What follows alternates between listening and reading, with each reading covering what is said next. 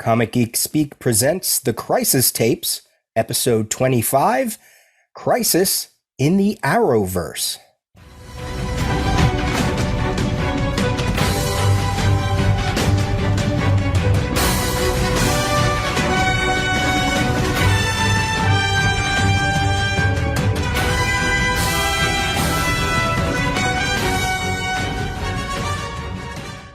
Hey everybody, welcome back to the Crisis Tapes. This is your host, Peter. And this is your other host, Adam. And we are here again in the Monitor satellite. I don't know where we are when we do these things. I guess we're on the Wave Rider for this one. Yeah, good point. Good point. And we're here, another Crisis Tapes. Happy episode 25. Yay. Silver anniversary, baby. In all the many, many, many years that it has taken us to get here. I'll look that up real quick if you want to feel. Oh, here it is. We will celebrate our 14th anniversary in December of this year. Yeah, so that means we're averaging somewhere between 1 and 2 episodes per annum. Not the greatest frequency of release rate, but you know. That's okay. They're in this for the long haul. Mm-hmm. Yep. Our listeners have long attention spans. We know that. That's for sure. So it's kind of nice that we're actually we're sidestepping the comics a little bit for this episode. We have already done up to issue 6 of the Crisis original Crisis event. That was episodes 23 and 24. It took us 2 episodes to cover issue 6. And we felt that this was a nice natural break to go somewhere else for however many episodes it takes us. Either we're going to do this in 1 or we'll do it in 2. We don't know just yet. We'll figure that as we go along. Smart money's probably on more than 1, but maybe we'll surprise ourselves. Maybe. Yeah, but this is definitely an ideal time to just kind of branch out and cover some non-comics multiversal media here. And right. Since this is, it's kind of topical right now, what with all the multiverse movies that are in theaters. So why not go back a few years to when the multiverse was kind of an emergent trend in non-comics materials, and just take a look at what the CW network did with the Crisis concept, which is so near and dear to our hearts and so near and pertinent to the core of this podcast. Absolutely. Absolutely. Yeah.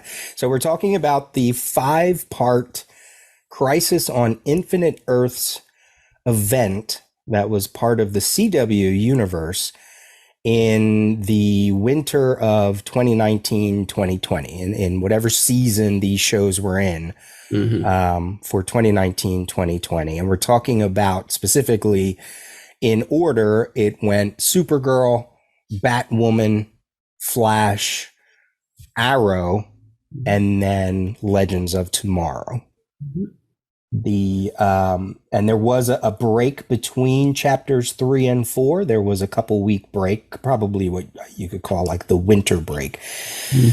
Yeah, that events were held in suspense between December 10th of 2019 and January 14th of 2020. So that's like a long time for worlds to be in limbo.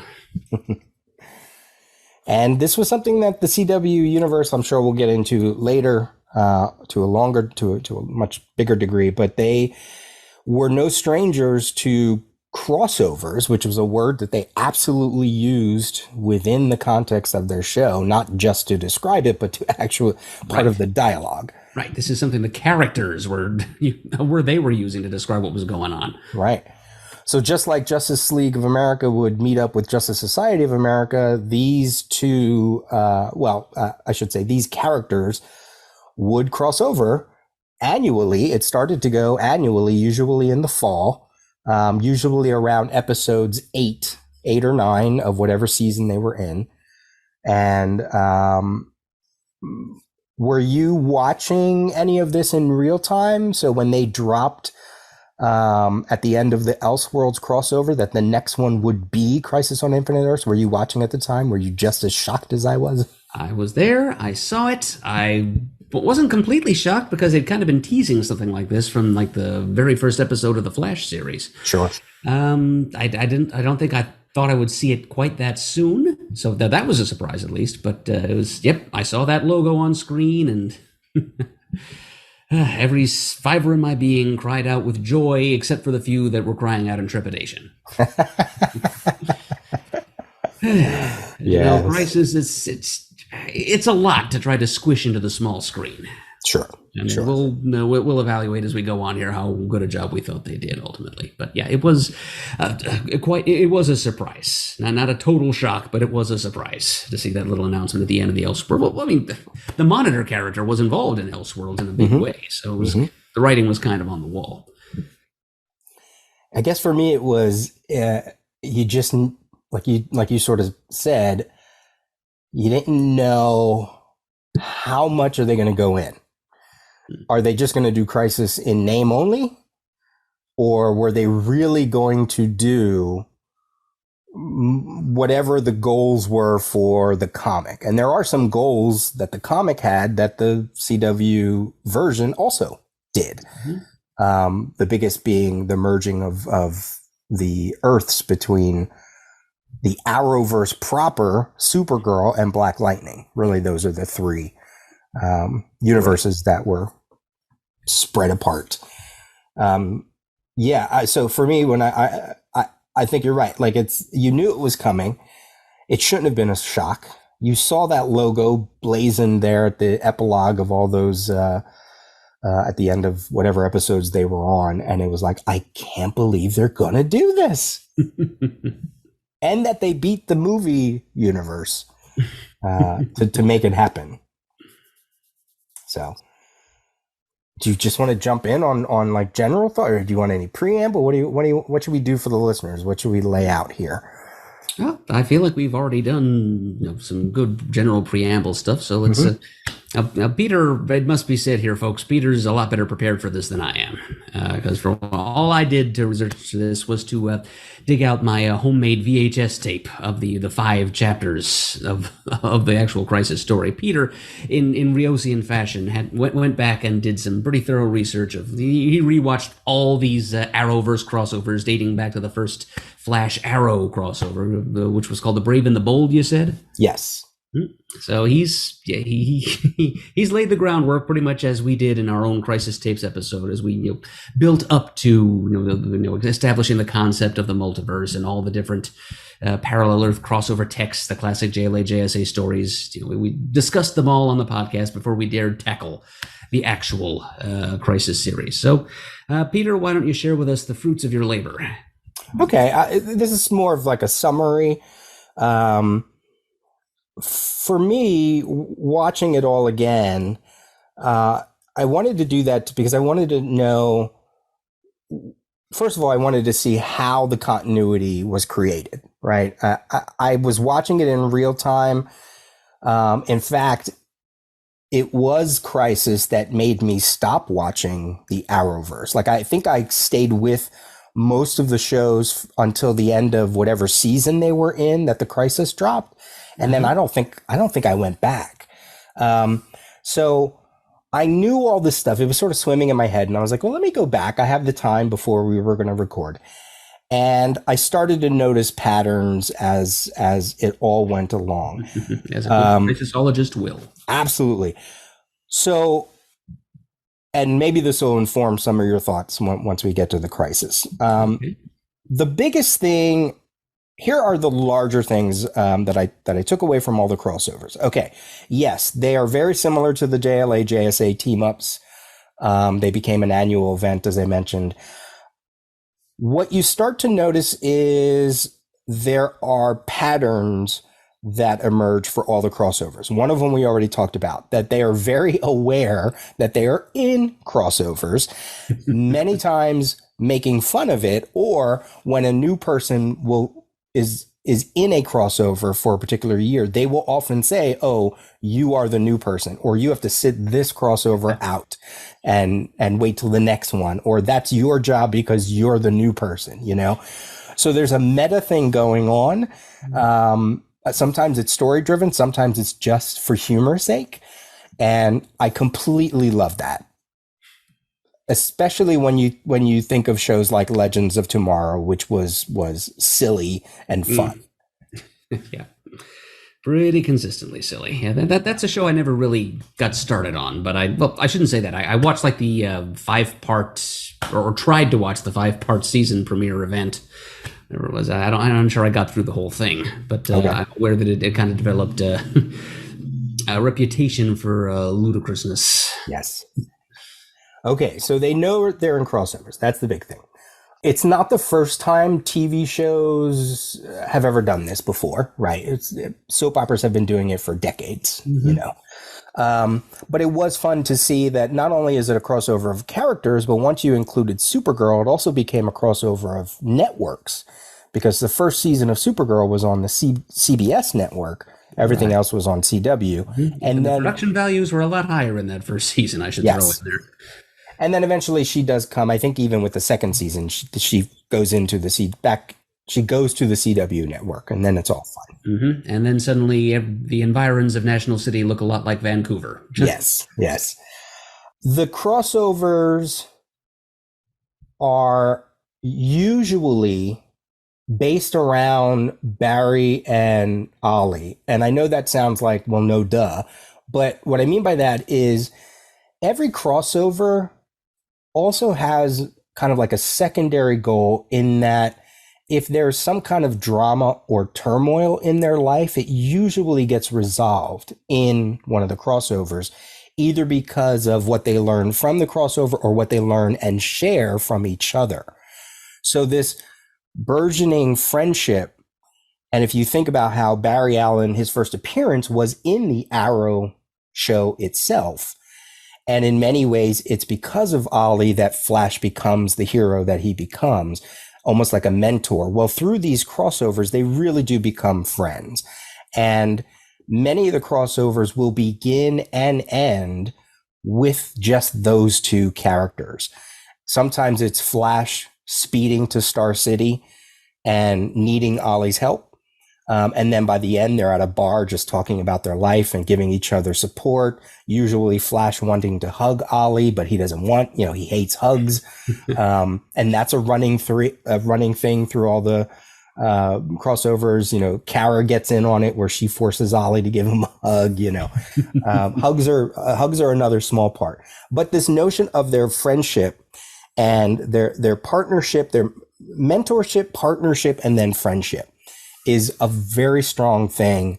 And you absolutely see that in many of the scenes with Crisis, especially in the last couple chapters. So it really hits home when you watch them one after the other.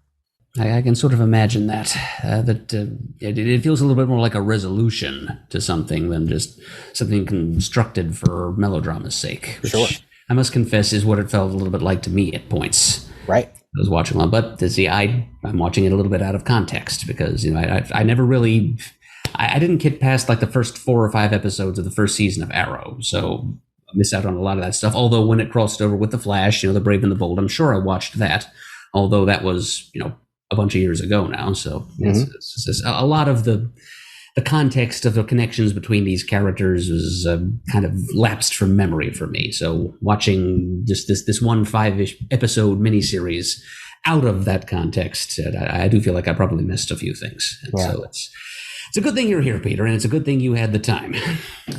The other thing that escalate, that builds, and this is obvious, is or not obvious, but you can tell it was what the creators wanted to do. So as I mentioned, the first crossover was Flash versus Arrow, and then Brave and the Bold. And that's just very simply between Flash and Arrow. Okay. So that's like on a, just like a superhero team up, something right out of DC Comics Presents or whatever. Right. Yeah. Or Brave and the Bold. Or Brave and the Bold. Yeah. Sorry. Good point. Then you go to the second major crossover, Heroes Join Forces. This is the one that led up to the creation of Legends of Tomorrow. This is the one that featured Vandal Savage, the new Hawk Girl. Mm-hmm. And And in many ways, I felt like this was an expansion of just two heroes. Now suddenly you're widening the Arrowverse even more beyond the street level stuff that was going on in Arrow. You know, once Flash hits, so suddenly we're in superheroes. But then you get this Vandal Savage, Immortality, Reincarnation, these other heroes. It feels like suddenly things are blowing up, getting bigger and bigger. Go to crossover number 3, Invasion. It speaks for itself. Suddenly the big event is no longer Earthbound. We're dealing with aliens. We're bringing Supergirl into the mix for the first time, which further cements, or I should say, further pushes the concept of what a hero is. It's not just the Hood. It's not just a vigilante. It's also just not people that randomly get powers like everybody on Flash. Mm-hmm.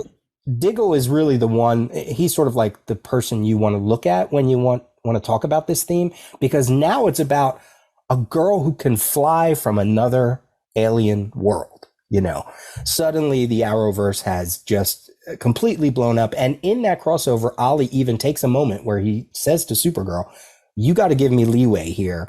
I'm dealing with aliens. You're an alien. I need a little bit of normality in my life. During this event, you know, they have this one scene where she's like, why are you so mean to me? You know? So Invasion, again, completely blowing up the CW universe, bigger and bigger and bigger and bigger. Crisis, crossover number 4 is Crisis on Earth X. Now we're dealing with parallel Earths, like really dealing with parallel Earths. Mm-hmm. And also dealing with good and bad, the good and bad inside of you, the good and bad of, you know, the counterparts or doppelgangers, mm-hmm. you know.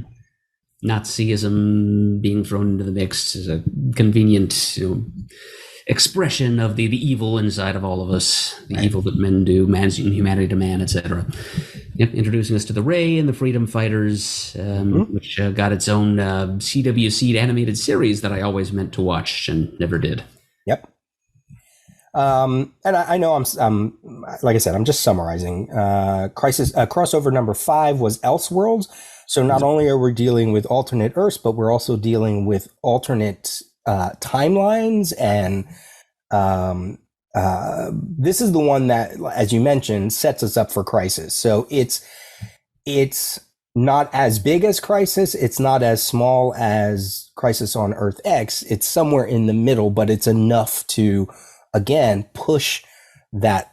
They also wanted this crossover to go back to Barry and Flash, or Barry and Ollie, since Crisis on Earth X, they said, was like just so huge, so big. It almost was too unwieldy. They were like, hey, the next crossover, we know it's going to be big, but can we at least try to make it personal again? And it does focus on Barry and Ollie, even though it includes everybody else in this. As you mentioned, this is where we get the Monitor. Mm-hmm. This is where all of the Crisis stuff is seeded. And it is a very nice stepping stone to the crossover number 6, which is Crisis on Infinite Earths. Yeah. And the Elseworlds crossover, it's kind of an equivalent to the Monitor's slew of monitoring the Monitor type appearances in 84, in that he's testing the various characters to see how well they're going to stand up to the big antimatter storm that's coming. Yes. And then, as we get into the 2019, the fall 2019 season of the various Arrowverse shows, the Monitor continues to make sporadic appearances. Right. I should also make mention that Elseworlds brought in the concept of including other DC properties. So that's when they dropped the Flash of Earth 90 into that event. So not only are you just bringing in actors like John Wesley Shipp, right? Mm-hmm. As Barry's dad, as Jay Garrick, Erica Durance eventually takes over as Supergirl's Kryptonian mother. Helen Slater is Supergirl's Earth mother. Dean Cain was also part of Supergirl for a season or two. And Linda Carter was the president in Supergirl. So, and then there's certainly an Arrowverse. They did the same thing where they would just bring in like, oh, here's this character, here's this actor, I should say. The only time I guess they really did it both ways before Elseworlds was probably Mark Hamill when he played the Trickster, because he did. It was meant to imply that he was the original Trickster from the Flash TV show. Yeah. But Elseworlds was like, okay, now we're going to tell you that the original Flash 90s TV show was actually another Earth. So it's like setting us up already for all the many, many cameos that we would get and characters from not only TV shows, but movies as well in Crisis. So that's the other thing that Elseworlds did that I wanted to make mention of. I have one more point, one more large point that informed my watching of Crisis. It's no secret that Arrow is very much a Batman character. Yep, he's been called Batman with a bow and arrow. Yep. Certainly his villains, Ra's al Ghul was a big villain on the Arrow TV show. I know that that's the same way in comics, but there were just many roles that the Oliver character in the Arrowverse, many roles that he took on that were, yes, they were taken from the Green Arrow mythos, but also from the Batman mythos as well. The way he talks to Flash about how Flash is the hope of this universe, I started to see while I was watching these crossovers that, they are very much the Batman and Superman of the Arrowverse. Good analogy. Then you get Supergirl in the mix, and they start dealing with a Trinity. And then I'm like, oh, it lessens as it goes, very much, like I said, Arrow is Batman-like in structure, in story, and characters. Okay, Flash is Superman-like, more so in inspiration, what he does for the inspiration. Sure. His presence in Ollie's life starts to bring Ollie out of his, super gritty vigilante funk and helps him lighten up a bit.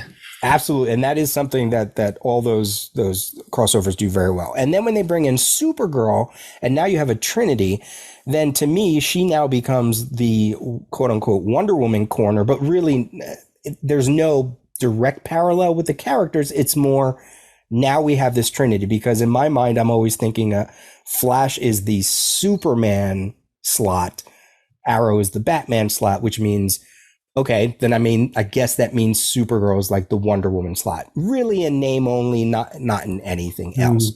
Gotcha. However, there are some things that come up in Crisis where I'm like, oh, suddenly that Trinity, that feeling actually makes a lot of sense. And they had to do it this way because they don't have a Batman character, well, Batwoman, but they don't have Batman. They have Superman, but he never really gets to the level of his role like in Crisis, like in the comics, I should say. And of course, there's no Wonder Woman character at all. It's also the reason why when we get to the Crisis, even though they have a heck of a lot of metahumans, they certainly seem to bring in a lot of people who just shoot guns. And you're like, wow, it would be great if we actually did have like a Wonder Woman character or somebody who was on the level beyond just, Alex and the Spartan and Wild Dog and Diggle and Diggle. Yeah.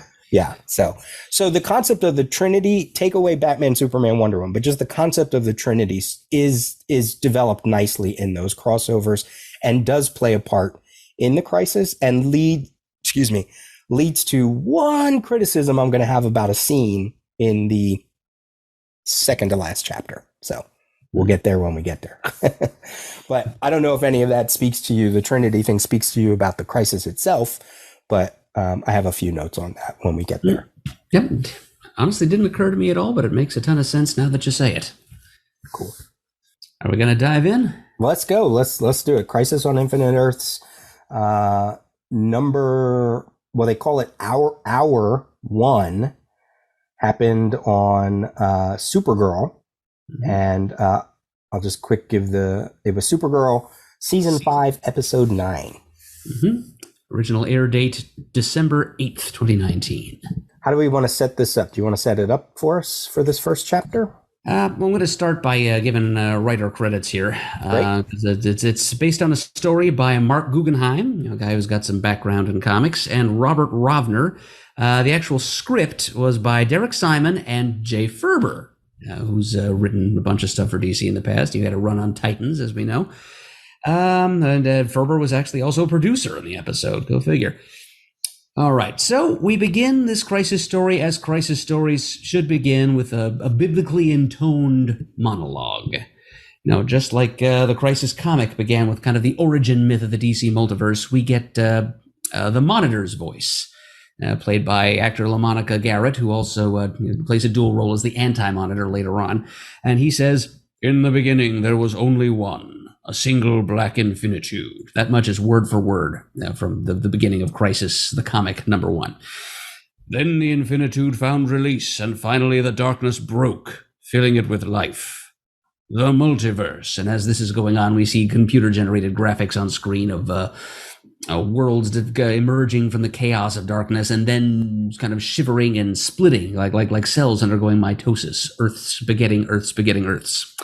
"Every existence multiplied by possibility and spread out before space and time in infinite measure. Civilizations rose and fell and rose again across reality's grasping expanse. Life, a precious gift, persevering in the face of every obstacle, until finally the age of heroes was born." And then we cue the montage of stock footage of events from various Arrowverse shows over the past several seasons, just indicating, hey, superheroes exist, and they're out there doing stuff in different universes. And then the Monitor's monologue continues. I didn't transcribe the entire thing, but and that gets us that far.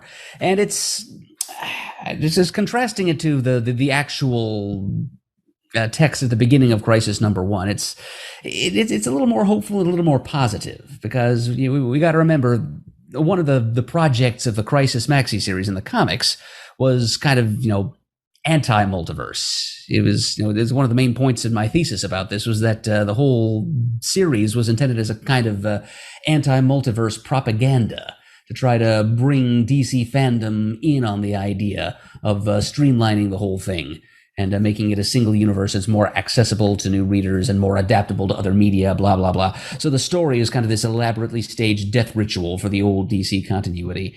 And so that's the Wolfman's text in that first monologue. It's a lot more. He's doing his best to try to make the multiverse sound like something aberrant, something that was never supposed to exist in the first place, as a problem that needs to be fixed. But this monologue is more like there was blackness, and then it was filled with life and possibility, and blah, it multiplies, and the age of heroes came about. And so it's not really anti-multiverse in the same way that you could read the opening to the first issue of the comic. And so there's stock footage, and then we get an interesting montage of just little quick glimpses of various parallel Earths in the CW network multiverse, a lot of which take place in the worlds of other DC-related media from years past. As you'd mentioned, they started doing that by sneaking in John Wesley Shipp as the Flash of Earth 90 in Elseworlds. And now we see Earth 89 right next to Earth 90, which is the world of the Tim Burton, Michael Keaton Batman movie. And we get a little scene of the most affordable, currently available member of the cast of that film, Robert Wool, who played the reporter. He's sitting there on the bench, and he looks up at the red skies, because that's like a common theme in a lot of these little snippets we get. And he's like, "Oh, guys, I hope you're watching this, big guy." Meaning, of course, the Tim Burton, the Michael Keaton Batman. And then we get to see a little bit of Earth X, whom we see the Ray flying around. We were introduced to that parallel Earth in the Crisis on Earth X crossover that you mentioned. There's Earth 9, which is home to the Titans live action show. We see Hawk and Robin there just briefly out there in San Francisco. Earth 66. You gotta love Earth 66. And we see, Burt ward, the adult 60s Dick Grayson, walking a German Shepherd, who I think we can assume is named Ace. And he looks up to the red skies and says, "Holy crimson skies of death!" And it just establishes how much fun there is to be had here, potentially, and just all the different media realities that can be roped into this. And there'll be a few more to come, as we'll see. But that's the sampling that they lay out for us here at the beginning. All these different familiar-looking realities from the DC Aegis, and they all have the red skies hovering over them, and there's danger. And near the end of this montage, the Monitor comes back and says, "I have planned. There are those who say I have schemed, but the time for preparation is past. The crisis is now upon us all." And I think it's at that point that we get the opening title, like the familiar Crisis lettering logo, which looks a lot like the original logo, except of course it doesn't have the little chain of Earths inside of the letters. Instead, it has little images of different characters inside each letter, and there's like a giant arrow and some bats for Batwoman. Just this little graphics representing a lot of the participating heroes that kind of flash in front of it. You could almost say that it's almost like the History of the DC Universe logo with the little images within the lettering. Oh, yeah. I have a few things. So, like you mentioned, the prologue is it has 3 sections. As I was watching it, it's sort of split in 3. So, as you mentioned, the birth of the multiverse, basically bringing everybody who maybe is watching this show because they did not watch the Arrowverse prior to this, which I know there were many people that were like, "They're doing Crisis? Okay, I'm going to watch this." Okay. The montage of the heroes, which is the second section to this, shows pretty much all of the characters, right? It shows Arrow, it shows Flash, Supergirl. In many ways, it is just a random montage, but it actually is a nice previously montage. Like it shows you the invasion, it shows you Earth X, it shows you Elseworlds, it shows you the battle that Supergirl has just had with Lex Luthor in her season. It shows Superman versus Deegan, Amazo. So it shows Batwoman as she shows up in Elseworlds. It's not anywhere near enough information for you to ever truly understand what it's about. But because I had just seen everything, I was like, oh, wow, it's random, but it's not as random as it could have been. It's actually quite a nice, like, okay, here is the status quo in 3 seconds of our entire Arrowverse, So I actually quite adored that for that. Was Black Lightning involved in that montage, or is he still kind of off in the wings as a surprise? Right, he's still off in the wings.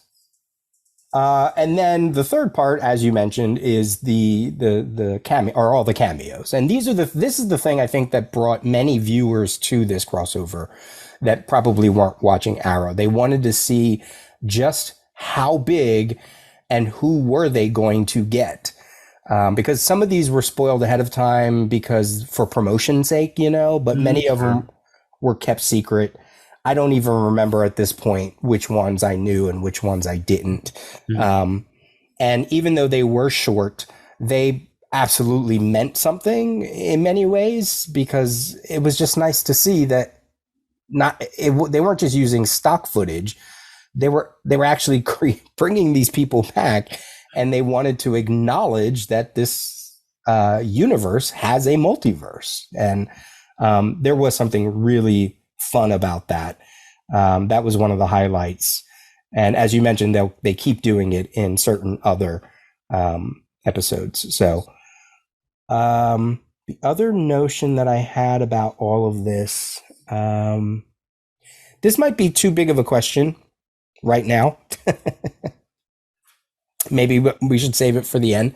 But it's because you mentioned about how DC's version of this was because they wanted to streamline their comics, streamline their in-continuity universe, streamline their multiverse.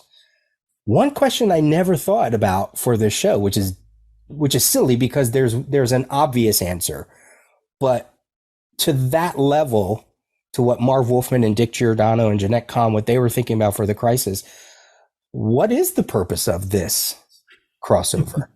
What is the purpose of why for the CW to do it? Again, maybe we should save it for the end, but and maybe I'm just thinking maybe there is none. Maybe it's too heady of a question for this version of the Crisis, other than the obvious answers.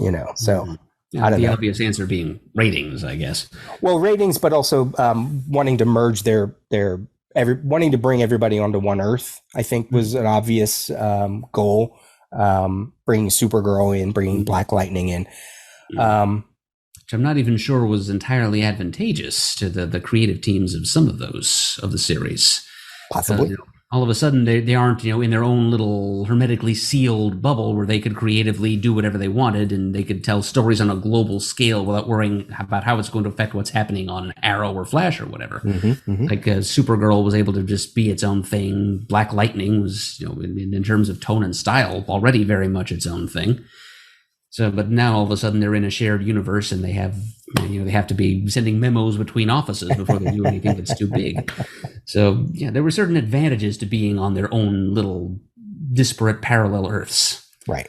So, yeah, it does seem like a big question, Peter. So maybe we should just let it percolate, especially when we get to like the end of Part 5, which in my opinion, kind of undercut a lot of what they were or seemed to be attempting to do with the whole series. Okay. Yeah, it's left me kind of more than just smacking my head. It's like kind of shouting at my TV screen. But yeah, it's best to just let that wait until it's time. Awesome, great. I'll keep that in my notes. All right. Well, let's continue on. Where do you want to? Do you want to continue on with your description of? Sure. Well, it's about the same way we do it with breaking down the comic, except there aren't clear page numbers or boundaries to work by, and also we don't have the actual text right in front of us. We can only go by memory and whatever we have down in our notes. But yeah, so kind of roughly scene by scene, although my notes aren't necessarily broken down that way. But no, anyway. mine are by the actual when they do the blackout between, like sort of like what Star Trek does. There's 5 acts. Mine are broken up by the acts. So like this first act ends with Argo being destroyed. Okay, so if that helps you with your note. From commercial break to commercial break, is that? Yes.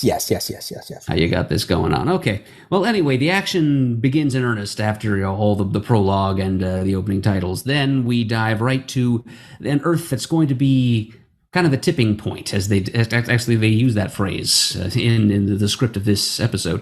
And since this is, after all, technically an episode of the Supergirl series, and I do have to give kind of overall credit to the creative teams of all these different special episodes of these different series. They do a pretty good job of papering over which series is being featured. I mean, it doesn't. You can sort of tell if you pay attention which series you're actually watching, because, for example, here the action begins on Supergirl's Earth in this Supergirl episode. There are episodes of Supergirl's supporting cast that you see here and at no other part of the crossover. When we get to the Flash's episode, that's when Team Flash joins the action in earnest, like Cisco and Caitlin Snow and so forth. But yeah, overall, I think they do a pretty good job of just letting each chapter of Crisis be a chapter of Crisis, as opposed to too overtly an episode of this, whatever series it's technically a part of.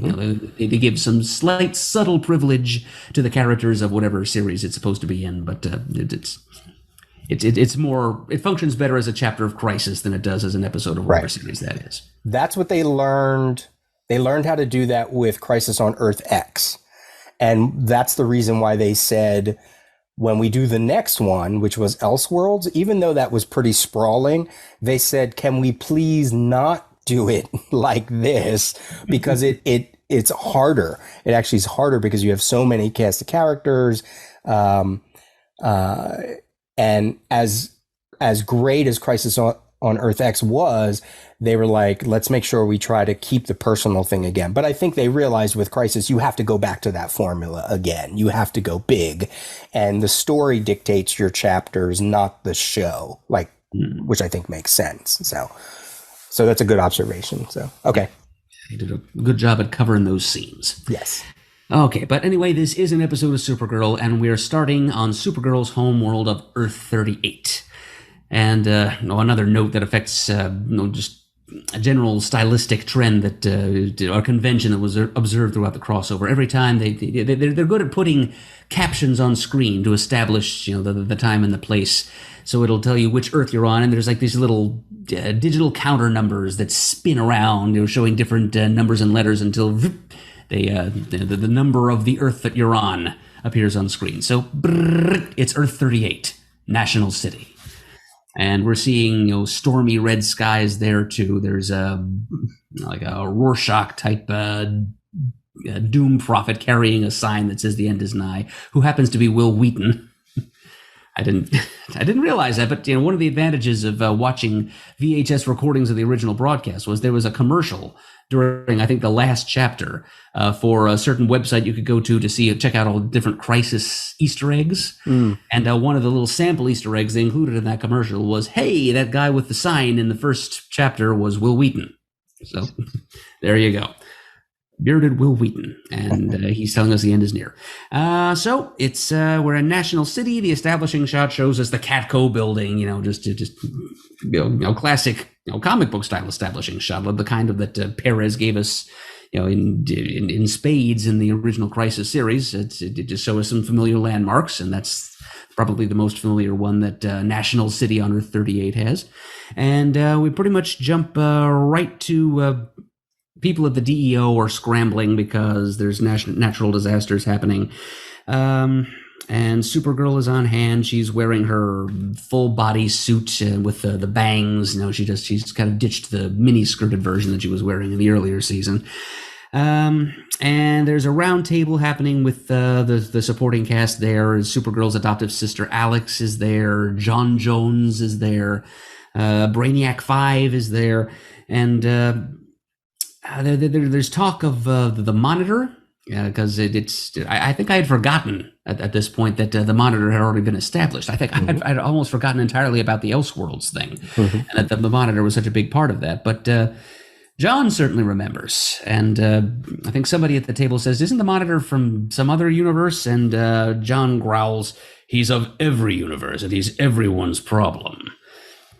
And so they're sort of discussing what's the problems that seem to be emerging, and the imminent danger that their planet and perhaps their entire universe seem to be in.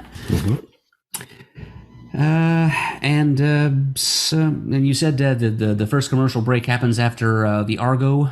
Right. All of this escalates, and they talk about it, and then it actually comes to be through the cloud that Brainiac 5 mentions, and it comes to pass with Argo City. Yeah, and Supergirl is aware that this is coming, but she's not able to do much about it. So we do then cut to Argo City, which exists as kind of a floating asteroid in space, which is more or less comics accurate, because that's what happened in pre-crisis continuity. Argo was a domed city that was flung out into space as like a solid chunk, and its citizenry survived for a good period of time after the destruction of Krypton, and they kind of went in that direction with this series too. And Earth 38's Superman is there, played by Tyler Hoechlin, and his Lois, played by Elizabeth Tulloch. They're living on Argo with Supergirl's mother, Allura. You mentioned earlier was played by Erica Durance. Yeah, in this episode, she's played by Erica Durance. I'm assuming she took over the role. She took over the role from. Is it Lauren Benanti, I believe is her name? She's a Broadway actress and then a TV actress. She was the one who played her originally, and I think even played like her evil sister or twin sister or something like that. But by this point, Erica Durance has taken over the role. So you got two Lois Lanes in this scene. That's true. Superman and Lois have a son whom they've named Jonathan Kent, just obvious reasons there. And Allura informs them that, instruments have shown that Argo is right in the path of what they're calling at this point a mass of energy, which we know, of course, is going to be the white wall of antimatter. So they're able to stick little Jonathan into a rocket ship. It's the only one they happen to have available. This is all sounding very familiar, of course. And he gets to be little Alex Luthor here in the early going of this version of Crisis. And they rocket him off just like his daddy afore him. and they just kind of stand there and as they prepare to die with Argo, and the wave passes over Argo and destroys it, and seems like Superman and Lois are no longer with us. Right. So, and it's on that dramatic cliffhanger that we move to commercial. Any thoughts you want to run with this time, or do you want me to go? Any other things you have for that one? Nope. Okay. The sign that Wesley is holding is straight from Superman 2. One of the scenes during the Battle of New York between Superman and General Zod. So I've seen that movie maybe 2 or 3 times in my life. I've never, and it's been over a decade since the last time, so I never would have picked up on that. Yeah, these are some of these things I got from like a Wikipedia for Crisis, and obviously some of them are other ones are my notes. But I thought that whenever it ties to other DC media, I want to point it out because I think that's part of the fun of this. One of the other CW crossover tropes is everybody talks really fast because you have so many characters, you have to have exposition, and there's no fluff. There's no fluff in these especially in these early episodes. Right. I was going to say the 2 later ones, not so much the case. Right. Because they got to get information out. And that is something I noticed. It's very much what I liken it to is when we did the footnotes on Secret Wars and the 1984 maxi series, and many people accused Jim Shooter of writing very cookie cutter versions of Wolverine and Spider-Man and the X-Men. And I see it more as you have to establish a very basic vanilla or very ground level version of these characters. So readers know exactly who they are and what their role is. Sure. You can see a lot of that actually with Wolfman in the Crisis series. Sure. And that's something the crossovers do very well. There's usually always one scene very early on. All the characters talk. You still get some fun characterizations. It happens in later chapters where somebody will meet somebody for the first time and they'll instantly say something about their personality or whatever. And it's meant to be lighthearted and humorous, but it also is a great insight into who they are as well. So that's going on completely all over this chapter. In Argo, when Jonathan is born, Lois and Clark went to Argo at the end of the Elseworld series, and they left Supergirl in charge, and they knew that they were going to go. I think by this point they're married. Clark says to Lois, when I pictured us together, we were always living on Earth and we had 2 kids. And she says, well, prognostication is not one of your powers. However, it is one of his powers. And we know that the Supergirl and Lois show would eventually be in development. I don't know if it was already in development this early because it comes out in 2021, I think. Sounds about right. I think they're in the 3rd season now. Yeah. So when I saw that, because of what eventually happens at the end of this event, I was like, oh, in many ways, was that put in to kind of give readers like a very subtle clue, like, well, to go back to my question, what is one of the purposes of the Crisis? There are some things that they quote unquote fix about the Arrowverse. And I half wonder if that was one of the things they were like, oh, we know we have this TV show. We need 2 kids, not 1. Okay, let's put this little line in here for now. Like the very last time you see that version of Superman, right? The end of this girl, he's talking to Lois and she's telling him it's the boys. Yes, he's like the boys, which was such a weird thing. It was like what? But here it is. When I would never have remembered that he said that this early in this event. So that's great. I love that I don't think that's a mistake at all. I think they purposely put that in. It feels like deliberate foreshadowing to me too. So. Yeah. You mentioned they send Jonathan off just like Alexander Luthor. Obviously, it's also a reflection of Kal-El's own origin. It's quite a shame that they never actually did anything with Jonathan to kind of match the Alex Luthor thing.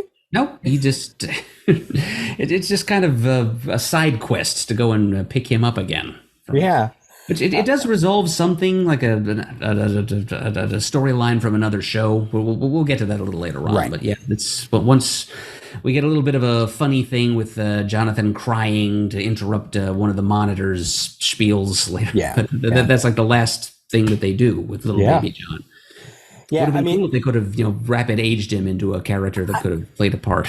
Especially if they knew they were going to reverse it by the end or do something different by the end. It would have been nice to do something, because we're going to quickly see that obviously this event wants to hit certain beats that the original comic did as well. And obviously we already have the Monitor. We're going to see other Crisis characters that were specifically made for the Crisis. So it was very odd that this one they did not do anything with. So, okay. And then when they put him in the ship, it's all kinds of Superman movie dialogue. We'll always be with you. We'll never leave you, even in the face of our deaths. That's I think Marlon Brando said that in the movie, but Lois says that here. So that's another connection to Superman stuff. Okay. And that's the end of Act 1 of Supergirl. And then in Act 2... All right, so we've got a sequence happening here that is very much in parallel to The Summoning from the beginning of the Crisis series. So we head to Earth 1, which is, of course, the main Arrowverse Earth where Barry Allen lives and Ollie Queen lives and a bunch of other characters live. And we start with Ollie Queen, since he's kind of, you said he's the Batman character here, but in a way he's also kind of the Superman character in that he was the first hero of this reality, and everything kind of spins out of him. So we begin with him as he's having a chat, nice little intimate person-to-person, two-character scene, and they do a good job of just keeping a balance between widescreen action and little character moments here, which is it's CW style soapy melodrama too. It's just character-based storytelling, but it's also kind of borrowing from the same source material as Wolfman did when he wrote the original Crisis, because he had a lot of scenes like this in here too. It's kind of typical of old action potboilers, war films, disaster films, little moments of human interaction in amongst all the carnage. So we have a little subtle scene here between Ollie and his recently encountered daughter, Mia, who is from the future. And so they're walking along on the island of... in the Arrowverse, the island where Ollie was marooned for a certain amount of time and learned to be Green Arrow is a much more important locale than it was in his different versions of his origin in the comics. It was always just some weird little random rock where he lived and shot rabbits with arrows and caught some modern pirates or something. But it's a much bigger part of his backstory on the TV show, and he keeps coming back to it. It's the island of Liangyu, which we learn is Chinese for purgatory. And he's taking a little stroll on this island with Mia, and they're talking things out between them, Oliver's still kind of trying to get his head around the fact that this amazing young woman is going to be, he's going to give birth, he's going to father this child at one point in his future. And then in comes Lila. And Lila apparently, she's Harbinger. She's Harbinger now, and I think her last name is given as Michaels, and she was married to Ollie's close friend, right-hand man, aide-de-camp, lieutenant, whatever you want to call him, Diggle. And so she'd been a part of the show's continuity for some time. She was involved in the Elseworlds thing, I'm pretty sure, in some way. But now the Monitor has taken her on as apprentice and assistant and empowered her as Harbinger. She's got her little uniform, which it's blue. Looks a lot like the one from the comics, except that it's got long sleeves and long pants, and there's no helmet involved, which is kind of a shame. But it seems to be a way that it goes a lot of the time with it, adapting comic costumes to the small screen. The actors want their faces to be seen, so no helmet for this version of Harbinger. But anyway, she shows up, and she's recruiting Oliver, and I guess Mia comes along for the ride too, for this task force to deal with this mounting crisis. And then her recruitment drive continues. She heads over to Central City, where she grabs Barry, whom, as we've established, has been kind of dreading this crisis thing for some time. It was first foreshadowed in in the first episode of the first season, where we saw that newspaper headline saying Flash vanishes in crisis in the secret room where the fake Dr. Wells, who was really Reverse Flash, went for his private plotting sessions. And Barry has known for some time that this is going to be his destiny. He and his wife Iris have been dreading it for some time, but now he realizes it's time to pay the piper. But he doesn't hesitate. He goes along to face whatever's going to come. Then to Gotham City, where the relatively new heroine Batwoman is busting up members of the Wonderland gang, trying to find out where the ringleader Alice is. So there's your little establishing scene for the character and what's going on in her world. And then over to Star City to grab Ray Palmer and Sarah Lance, the White Canary, who are playing bar trivia, which is relatable for the folks on this podcast. And then back to Earth 8, where all the summoned heroes are gathered together in a boardroom at the DEO for one of many different debriefing sessions that will occur across the course of the length and breadth of this story. Earth 38. Yes, it's on Earth. What did I say? 8. Oh, sorry, Earth 38, yes. As in 1938, as in the introduction of Superman. I'm sure we'll get into the numerology, the reasoning behind the choice of these Earth numbers as we go. And also joining in, we don't actually see her go to rescue them, but Lila apparently also goes out to Argo and grabs the Earth 38 Superman and Lois before the antimatter claims Argo. She probably could have saved Supergirl's mother, Allura, but doesn't. And for some reason, Supergirl doesn't make a big issue out of that. It just seems to me like she probably would have been a little more miffed about that than she is here. But anyway, so there is a debriefing session with all the assembled heroes. They talk about the antimatter wave. That is, that's the specific nature of the thing that is destroying planets in the Earth 38 universe and will eventually get to Earth. Oliver speaks up and says that he has, and then this is in reference to something he saw in an earlier episode of his own show, I think. He saw antimatter destroy the universe of Earth 2. Mm-hmm. Which is not at all the same Earth 2 that we know from the DC comics. It's not Golden Age heroes. It's just kind of a randomly different universe. Which was figured prominently in episodes of The Flash in recent seasons. So that's gone. So at this point, that Earth 38 is singled out as a tipping point and an important battleground in the ongoing struggle against this mysterious adversary. We're told that the Flash, the Atom, and Sarah Lance have been assigned to recon, just to scout around Earth 38 to see what's going on, to see if there are any signs of the arrival of their enemy or his forces. And they come back in time to explain the appearance of a gigantic tuning fork tower near the DEO headquarters, which is known here as a quantum tower, which I must admit sounds a little more official than a tuning fork tower, but we've been calling them that for a few decades now, so we can. Right. So, and then that about catches us up to the commercial break, yes? Yes, it does. A couple things here, if you don't mind. No, I never mind. Go right ahead. All right. So Lila Michaels as Harbinger. So that was her DEO code name going all the way back to Arrow Season 1, Episode 20. Oh, so there's a DEO on Earth 1, too. Oh, sorry. Argus. There we go. But it is basically the same organization. It's the same organization. It really is. Yes. So even as far back as Arrow Season 1, when I didn't watch that when it was first released, but when I eventually started to watch it, I was like, oh, wow. Her name is Lila and her code name is Harbinger? What?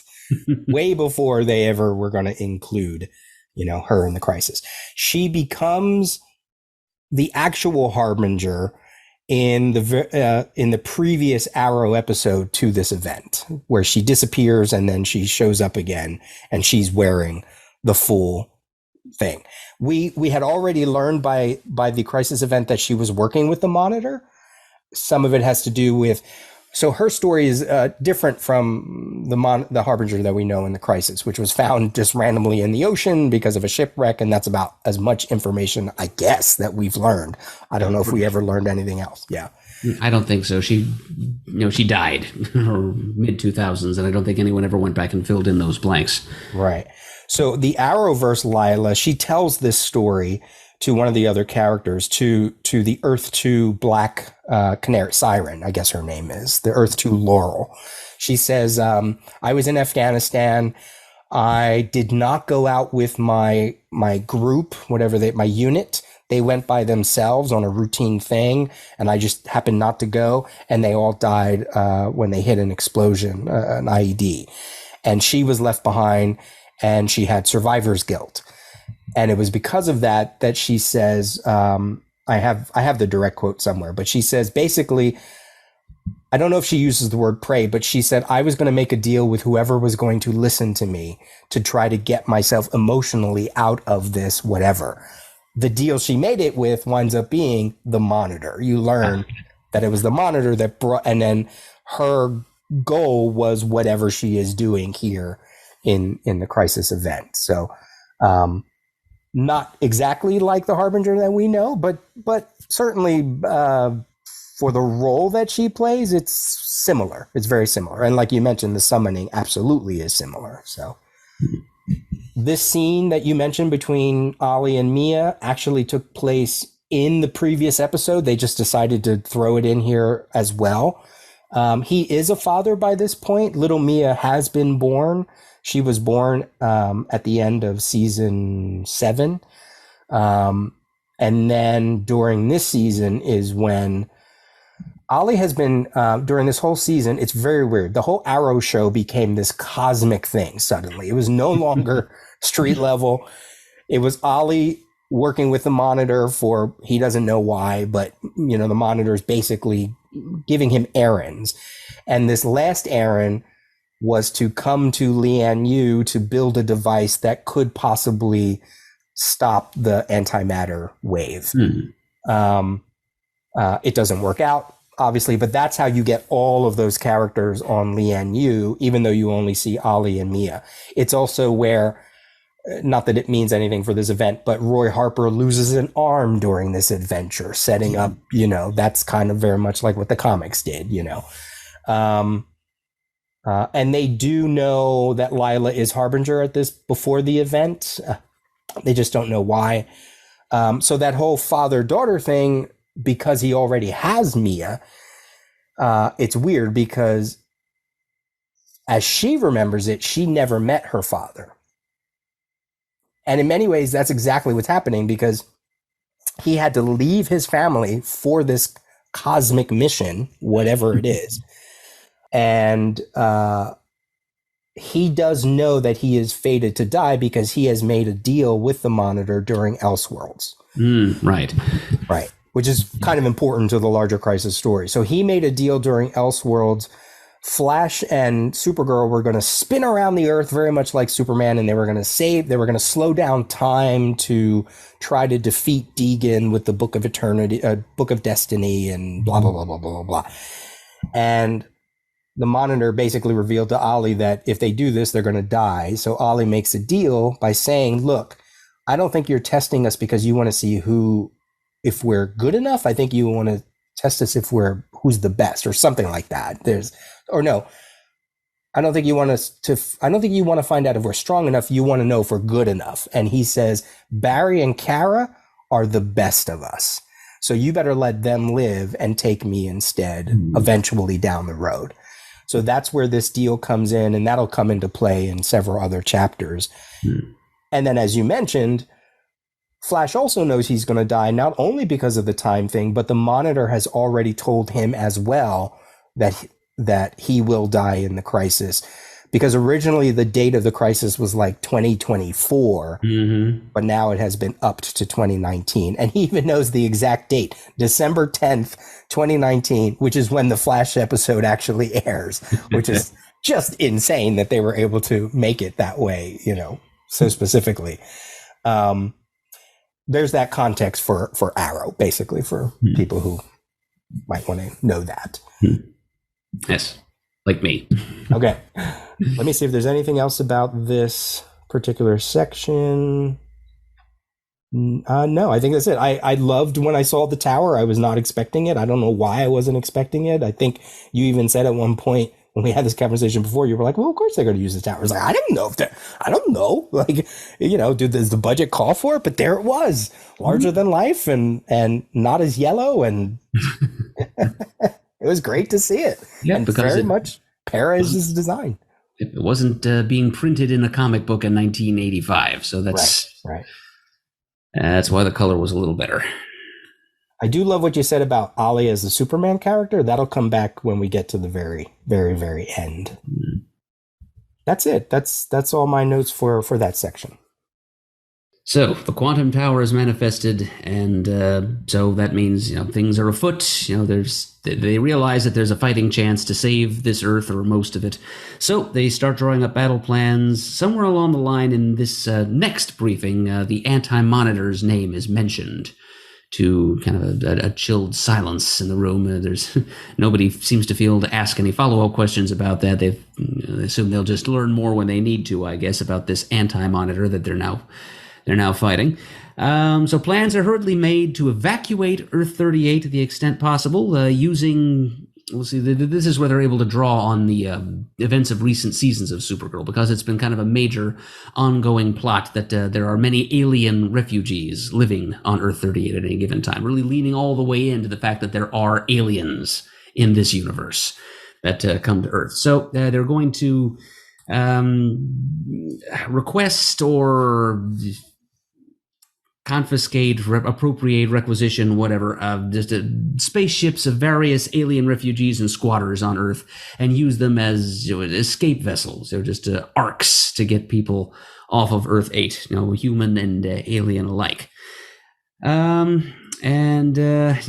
and Kara have a little talk in the meantime about the meaning of hope and sacrifice, just typical super people type stuff. And it's one of the nice little moments that made me think, hey, this feels like it could have been in a Wolfman script from one of the issues of the Crisis comic.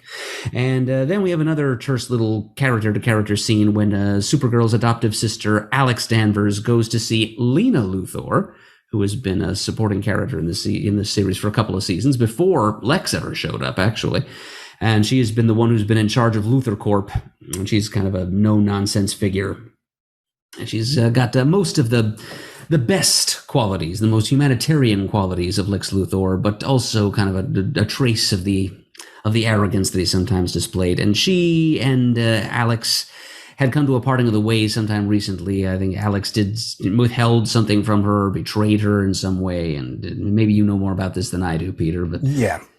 They're not exactly on the best speaking terms, but Alex goes to Lena hat in hand to request her help with the evacuation, and Lena's almost kind of offended that Alex feels like she needs, to ask or even to bargain. It's the end of the world, so of course Lena's going to put aside whatever bad blood is between them at that time and help to save billions of human lives.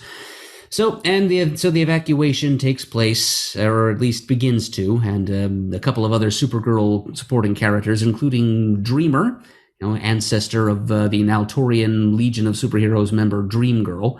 They're on hand to help work crowd control. Eventually, the Monitor is seen. This is when Ollie and Barry have a talk quickly about what's going on, and Ollie realizes where things are going here, and it does seem like Barry is on track to make the sacrifice that he's been expecting himself to make since the first season of The Flash. And Ollie's like, no, he literally says, no, this isn't happening. Hey, Monitor! He shouts into the open air. Barry looks at him like he's crazy, but then, sure enough, Ollie is whisked away to whatever the Monitor's headquarters at this point is, a satellite or what have you, and the two of them, from this little vantage point outside reality, continue to have an ongoing dialogue that they've had about the deal that's been made between the two of them, where Ollie has struck this Christ-like bargain of self-sacrifice, where he is going to assume the traditional role of Flash and Supergirl as dying in crisis, and he's going to take this onto himself and die in their place. And the Monitor assures him that the deal is still on, but he will die in their place to, quote, to keep the cosmic balance. But he says that certain events are happening in a way other than he had foreseen, so bets are kind of off at this point. And he also refuses to tell Ollie anything more about the anti-monitor because it's. And, the real reason for all this coyness about the anti-monitor and nobody, pressing further for details is because, the writers are building suspense and they want to save that for later. But, right. But, more realistically, we probably would have heard something more about the anti-monitor, either from the monitor himself or from, Harbinger, perhaps, by this point. So, anyway. Certainly like the comics, right? We didn't even see the anti-monitor until the end of issue 5. So it's got a track record, I guess. Yep. Took an issue or two until we were fully aware that there was a definite adversary here, as opposed to just the antimatter as natural disaster. Yeah. That conversation is the end of that act. Or did you have anything else? I don't think so. Okay. Shall I take over? Sure. Okay. Let me jump back to the previous act real quick. I forgot one note. You mentioned about Ollie seeing Earth 2 wiped out. That's very important, actually. That happens in the second episode of this last season of Arrow, right before the crisis. Earth 2, in many ways in the Arrowverse, is a little similar to Earth 3. Everybody's kind of not so nice on Earth 2. And in the Arrowverse, someone like Jay Garrick is on Earth 3. So it's kind of very weird. Like they more or less flip-flop those Earths. Yeah. I wonder if that might be just the approach that the Arrow writers' room took to Earth 2. Because on the Flash, Earth 2 is really more like a shiny, like utopian kind of place. That's right. But Jay Garrick is from Earth 3 on the Arrowverse. So yeah, you're right. There is a shot sometimes. Maybe it might just be Central City that's that way because of Wells. But when you go to the Arrowverse, you're right. The Earth 2 is usually made. That's where you get like a bad. That's where you get Echo, the bad version of no. That's where you get Reverb, the bad version of Vibe. You get Black Siren, which is the bad version of Black Canary. Everybody's just kind of like angsty and not so nice. So the only surviving member of Earth 2 is, as far as we know for the crisis, is this Black Siren, this other character, this other Laurel, who has been in the Arrowverse for a while. But it's the first time we also saw the antimatter cloud in effect was Earth 2, which was destroyed before Crisis. When in the Flash season previous to the Crisis event, when Barry tries to learn about the Crisis, he sends his mind past December 10th to 2019 to try to see what's on the other side. And he gets help from Jay Garrick on Earth 3. And Jay shows him a map, very much like the Multiversity map that Grant Morrison helped to co-create. Oh, yeah. And I think Ryan Hughes designed. And in it, there's an arrow with it says something like the antimatter's next target, and it does circle Earth 2. So they were building on a lot of that, obviously during all of these seasons prior to the crisis. So it's pretty cool. And you also saw other Earths on there, like the ones that we've been mentioning. And there's notes scribbled in, which are fun. But I just wanted to throw that out there. That's what we saw for those Earths. Flash says that the Monitor has been placing quantum towers on key Earths at the dawn of time as a last line of defense. So there are other ones, we just don't ever see them. Right. Which is kind of nice. Very subtle things. When the Atom and Batwoman meet, she says something about Ray touching her or something, and she doesn't like it, and the camera goes right to Alex to kind of acknowledge that Alex has seen that little thing, because Alex is in the Supergirl TV show. She is, I don't know if she's bisexual or she's a lesbian, And of course, Batwoman is a lesbian in the Batwoman TV series and in the comics. So they make like a subtle little like connection, probably more so for the viewers than the characters themselves. Oh yeah, subtle wink. Yeah. And I would go so far as to say bye, because I think in the first season they show her kind of flirting with having a relationship with Max Lord. Right. We learn that John, the little baby John, his pod gets sucked to Star City of Earth 16 in the year 2046, just because they wanted to connect it to a story that was in Legends of Tomorrow about this parallel Earth with an older Ollie Queen. And yep, it's convenient that they can establish that future Ollie story as being not the future of the Oliver Queen. It happened in the future of this parallel Earth. And I'm assuming that this episode of Legends aired in 2016, and that's why they went with Earth 16 as the number. That's a good question. Yeah, I'm not sure. But also, as you said before about budgeting, they probably were like, well, if we're going to do something like that, if one of our goals is to maybe tie up these loose ends, like these random futures that we always see, let's go back to this because we have the costuming, we have the budgeting, we know what it looks like already. We just got to recreate it real quick. Yeah. And besides, the Earth 1 Ollie is going to die, so to kind of cut off any questionings afterwards about, well, what about that future story where the Legends met a future Ollie in 2041 or whatever? Well, this neatly explains that was not the definitive future of the mainstream Oliver Queen. It was the future of an Oliver on another world. So right. Which is something the Crisis did too, right? They tried to explain all their various futures as well. So as much as possible. Yep. I do like that Ollie is the one that stops Superman from actually going to rescue the pod. I thought it was it was the one moment where they had kind of like a Batman Superman relationship going, like if anybody's going to tell Superman what not to do, it's probably going to be Ollie. Outside of Supergirl, I should say. Yeah. But he didn't tell Lois not to go, did he? No. I do like that conversation between Superman and Supergirl in this thing. Superman's really feeling dejected. She comes in there super strong, talking about hope and sacrifice. It's what our parents did for us, what you did for Jonathan. We have to keep fighting. If there's one thing the Crisis did very, very well, and Marv Wolfman obviously knew why he was doing this, is it really gave Supergirl a strong characterization and a strong through line through all of the issues she was in. And I think, I guess we probably even said this when we were talking about the issues, I think she comes across as a much more interesting part of Crisis than even Superman does. And that's kind of on display here as well. But it makes sense because the show is Supergirl. It's not Superman. Right. And so this Superman is kind of used to kind of standing in the background and being helpful, but not predominant. Yeah.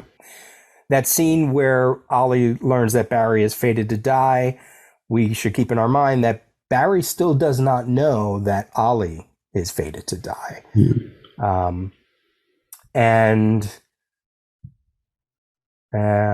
Okay, and that's it. Those are my notes. The Lena conversation. Do I have anything about that? The reason why Lena is so mad this whole season about all of this is because Lex told her at the end of last season that Supergirl is Kara, and she's so mad that everybody knows that Kara is Supergirl, and they hid that from her, especially Kara herself. So she feels like, oh, you don't trust me enough. I'm your friend. You don't trust me enough. You're treating me like my brother.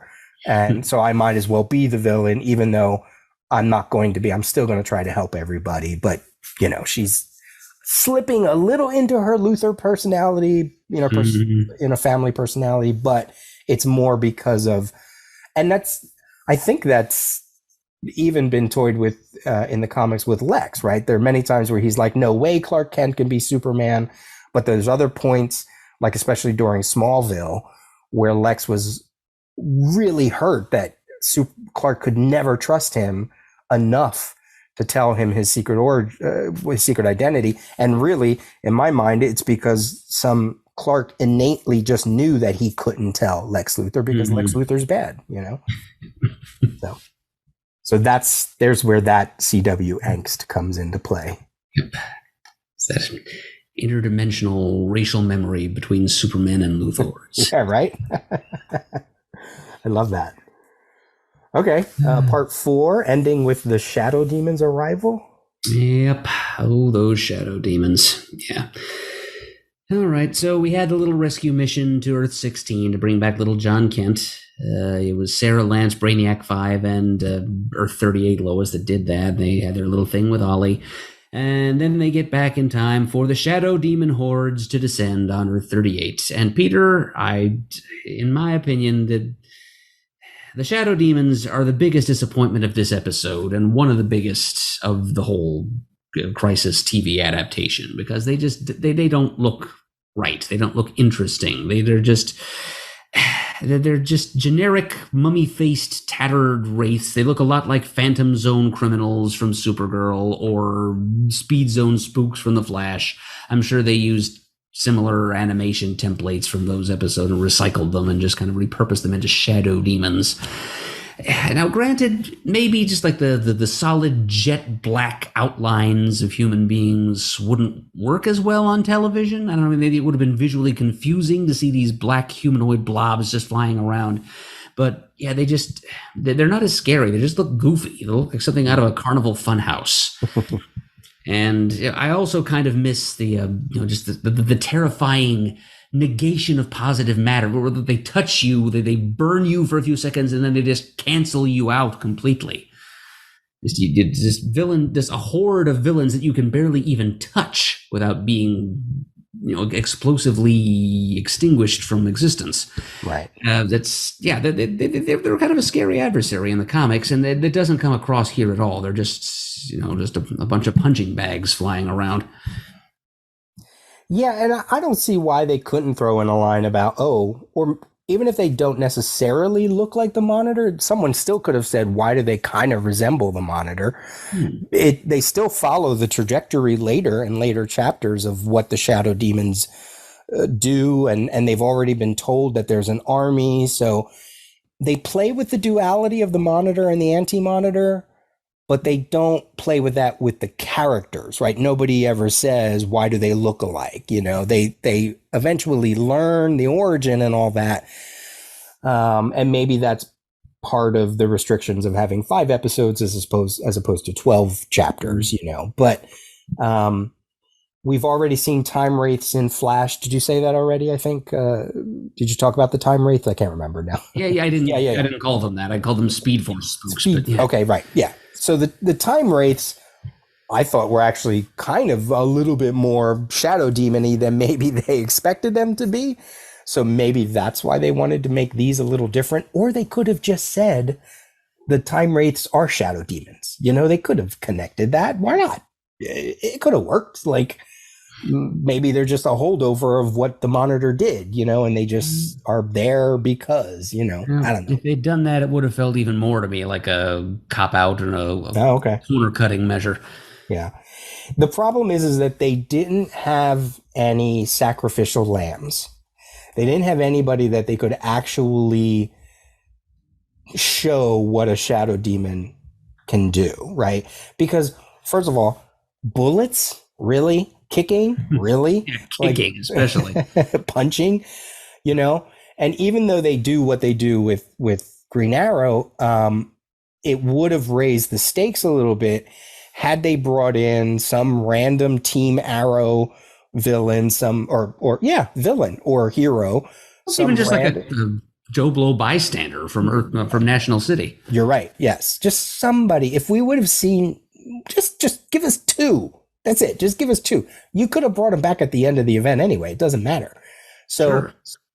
I think that would have upped the game a little bit and would have created better stakes and probably would have made what they do with Ollie even more horrific, because up to this point, if you can defeat them just by punching them, okay, I know it's a numbers game, but still, So I agree with you on some point. They as you mentioned, budget. They they have like what, like maybe 7 people that are going to go up against all these shadow demons. But how many shadow demons are there as opposed to how many we see at the end of the event? So yeah, they're, I'll take your point. It's sort of one of those unfortunate things. So Yeah. So anyway, horde of CGI bad guys that are called shadow demons appear, and the good guys have to fight them off just to buy some time for the evacuation effort, as many spaceships as could be scrounged together, heading towards transmatter portals that have been opened up on different spots around Earth 38, and particularly National City, which is where the heroes are, of course. And so they fight. They use their truncheons and their kicks and punches and their bullets to disperse the shadow demons, ethereal personal matter. And then the evacuation is more or less a success. We're told that 3 billion denizens of Earth 38 make it through the portal.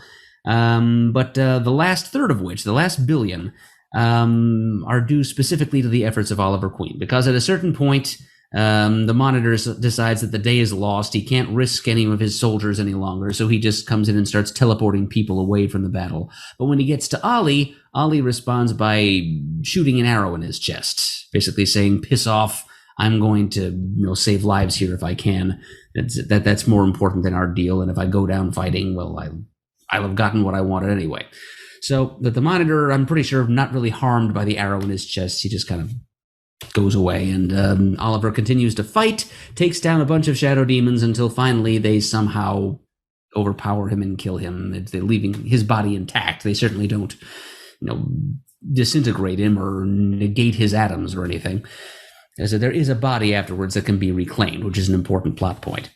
But yeah, his sacrifice, which happened a lot earlier than the Monitor expected it to, and not in the way he expected it to, which shows that things are unfolding in a way other than he had foreseen, which is supposed to be kind of scary.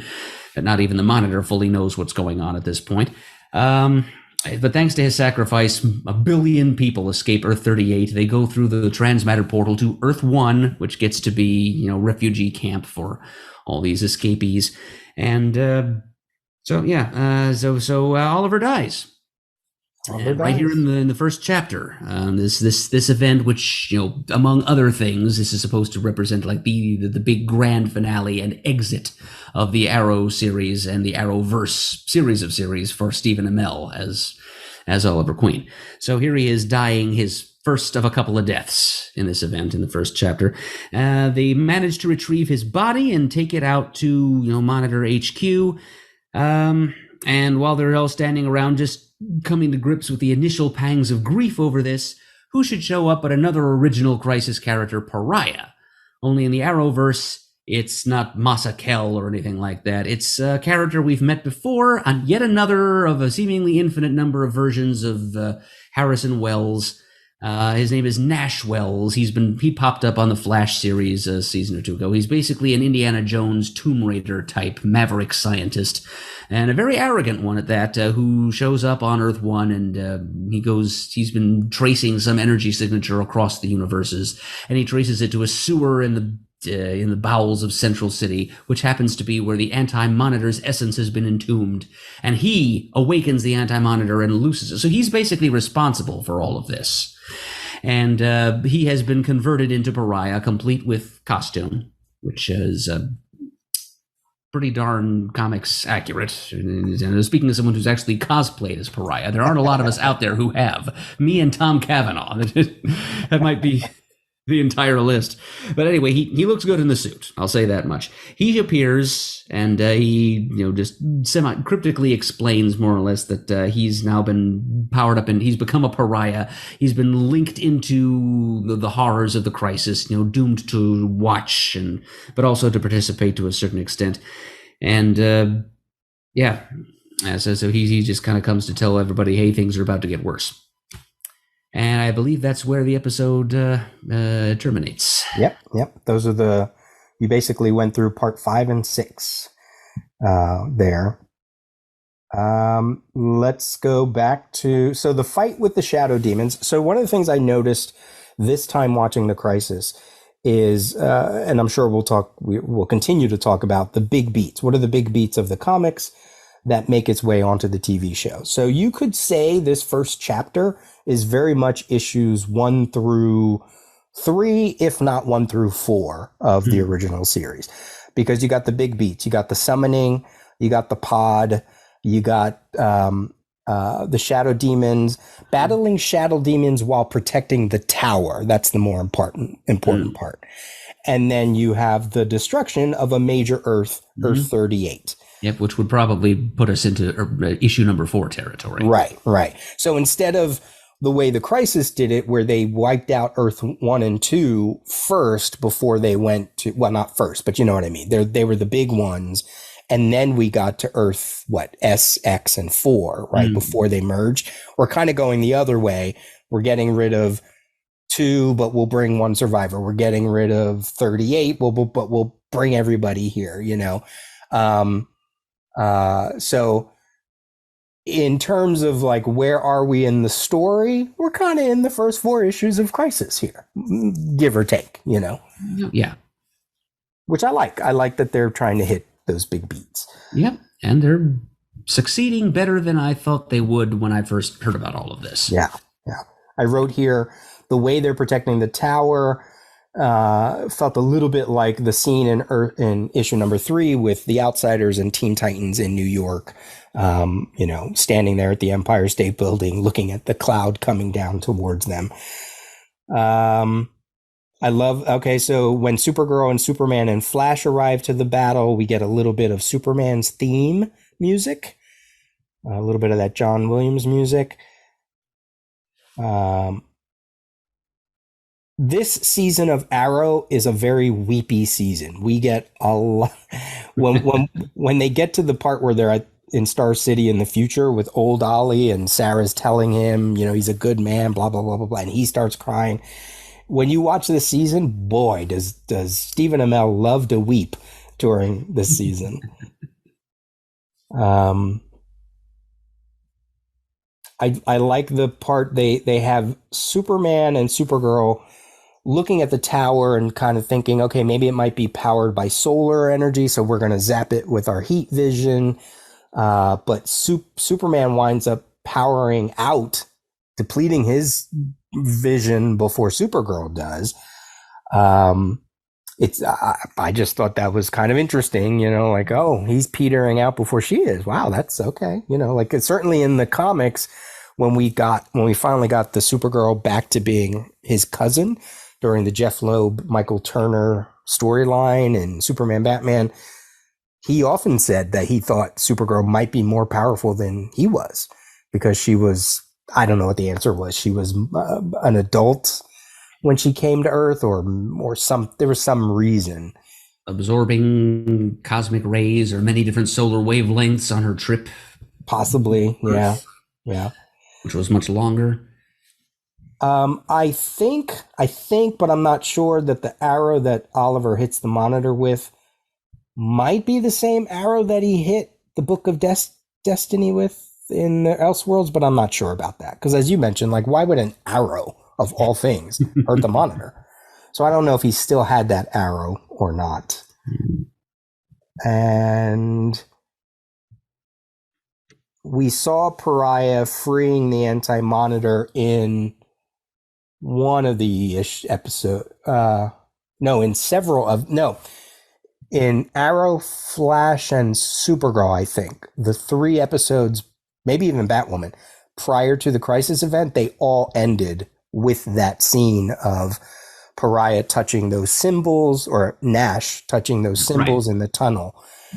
And there's a voice. I can't remember if the voice it says something like choose, I think, because he's offering him like something and he says choose, and then like Lost, the door opens up and there's a bright light and then he gets sucked in, and that's how the Anti-Monitor gets freed. So just like Elseworlds had kind of like that little prologue thing that they showed on every episode before Elseworlds, they did the same thing with Crisis and Nash. So that was cool. Yeah. And I guess I think one of the reasons they said why they wanted to kill Ollie so early is because they wanted people to see that they were serious about deaths in this event. Makes sense. Yeah. I just wish we actually would have seen more deaths in the event. And of course we did. No, I guess I wouldn't have known. I wouldn't have assumed that they had a larger role for Ollie in this event, because certainly what they did with him was quite a surprise. It makes sense in terms of a crisis story, but I didn't expect it for Ollie, So maybe I did by the end of this go, oh, wow, they really did kill him off in chapter 1. Wow, okay, now what? I just don't remember. Well, now a bunch of stuff, as it turns out. And where he ends up, in retrospect, makes some more DC Universe sense, because it's kind of a Day of Judgment move. Sure. I do like that in this episode, as kind of like a holdover from the other crossovers, that Barry and Ollie have a small moment before he confronts the Monitor on that platform about Barry's death. And when you look at who is standing around Ollie at the end, when his body is just laying there, it is Supergirl and Flash, kind of like the Trinity, just right there, sort of like that one last image. It's the two people whose lives his sacrifice has bought. Right. So nice little connection going on there. Yep. So that brings us through episode 1, which might be my favorite of the series, actually. Oh, cool. Okay. Just all the good crisis-y stuff it was throwing at us. But the fun's not over yet. Now we move on to the second episode, which is an episode of the Batwoman series, which is in its freshman season as of 2019. It's episode 9 of season 1, which aired on December 9th, 2019, the day after part 1. And this episode has a script written by Dan Whitehead and Holly Henderson. And it opens on kind of a low-key note as we see Sarah Lance and Kate Kane and Kara Danvers, Supergirl, Batwoman, White Canary, all sitting around. The Arrowverse heroes seem to like to just sit around and drink things over, and that's what they're doing here. They're having a beer and they're processing the loss of Ollie. I think at some point Ray Palmer and maybe Mia, some other characters show up. And Lila appears also and tells him, hey, we got to keep moving forward here. And Lila kind of buggers off to another parallel Earth, Earth 74, they more or less arbitrarily call it. And basically she just goes there to bring some more Legends stuff back into the mix. She's able to grab that universe's version of Mick Rory, Heatwave, and that universe's version of the Legends Time Cruiser, the Wave Rider, over. And this universe's version of Mick is just kind of living in Wave Rider, and he's trying to break into the writing of romance novels under the name Rebecca Silver. And he's taunted about this by the voice of the onboard AI of the ship, which is the voice of Leonard Snart, Captain Cold. And apparently all the other Legends on Earth 74 are either dead or retired. Mick is the only one left, and he's, as Snart snarkily puts it, he's living out of his car, in that he's living in Wave Rider, just kind of parked in a field someplace. Lila tells him, hey, we need you and your vehicle for what we're doing to save the multiverse, and Mick shrugs and says, yeah, okay, fine. And so off they go. And the Wave Rider basically becomes home base for the activities of all the heroes struggling to save the multiverse from that point on. And it's kind of a low-rent substitute for the Monitor's satellite, you might say. So that happens. And then we get a classic Monitor exposition scene, except this one is comically interrupted several times by little baby Jonathan Kent crying. And he just keeps on crying until they pass him over to, big, muscular, scary-looking Mick Rory, who instantly bonds with the kid and gets him to shut up, and then the Monitor takes a deep breath and continues. It's at this point that the Monitor introduces to the heroes assembled the concept of paragons. Guardians, which is a plot device that is kind of drawn from yet another plot device, the Book of Destiny, which was a major MacGuffin of the Elseworlds crossover from the previous year. It was kind of important to that story that the Book of Destiny be destroyed, and the heroes did that, but then the Monitor says, oh yeah, I went back in time and got it again. Just okay, waving away one of the core plot points of the last story for your own current convenience. Way to go, writers. But anyway, the Book of Destiny, and also its, I guess, companion text, the Book of Guardians, we're told, which the Arrow's longtime ally and sometimes lover Felicity Smoke had access to, tells of these 7 paragons who are needed to be gathered due to some prophecy or other. It's all kind of arbitrary, and it proves not to be all that important in the end. But at this point in the story, they're deciding, okay, we're going to go find these paragons and gather them together as our magnificent 7 to stand against the Anti-Monitor. And each paragon has its own little cutesy nickname: Paragon of Hope, Paragon of Destiny, Paragon of Truth, Paragon of Courage, Paragon of Humanity and love. So anyway, they need to find all these people, and the Monitor tells them all this. They need to go on little side quests throughout the various universes that survive. He gives them the added incitement, I guess, that as the Anti-Monitor grows stronger, I grow weaker. So that's which is right out of the comic, of course, although it's not really expanded upon here how the Anti-Monitor are getting strong, because these are not elemental beings bound to positive and antimatter existence in the same way that they are in the comics. It's more true of the Anti-Monitor than it is of the Monitor, but they threw that in there anyway. It was in the comics. It kind of helps to create a sense of suspense and stakes, and so the Anti-Monitor tells them that. And so from that point, they head on out to try and rustle up these paragons. Well, I think we're told right off the bat that 2 of them are already present. Like Supergirl is the Paragon of Hope, and Sarah Lance, the White Canary, is the Paragon of Destiny. But the other 5 have to be rustled up across the multiverse. Right. So the heroes kind of split up and go around to try and find these paragons. It's the Superman and Lois of Earth 38 seem to be the one that are doing most of the searching at first. And I think it's at this point that the Monitor springs on everybody, something that viewers of the Arrow show already knew, that he had resurrected from the dead the Luthor of Earth 38. And this is Lex now, not Lena. This is Lex Luthor, played by John Cryer of 2.5 Men. And that, of course, rubs certain characters present very much the wrong way, Supergirl in particular.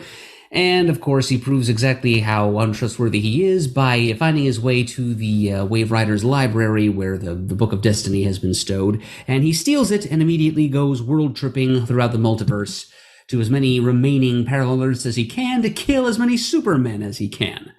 Kara is mortified. Kate Kane, Batwoman, is on hand to remoralize her. The 2 of them kind of form a little bit of a world's finest relationship in the course of this series.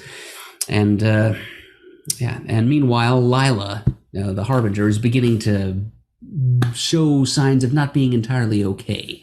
Like the Anti-Monitor's corrupting influence is starting to seep through her defenses, and it's showing.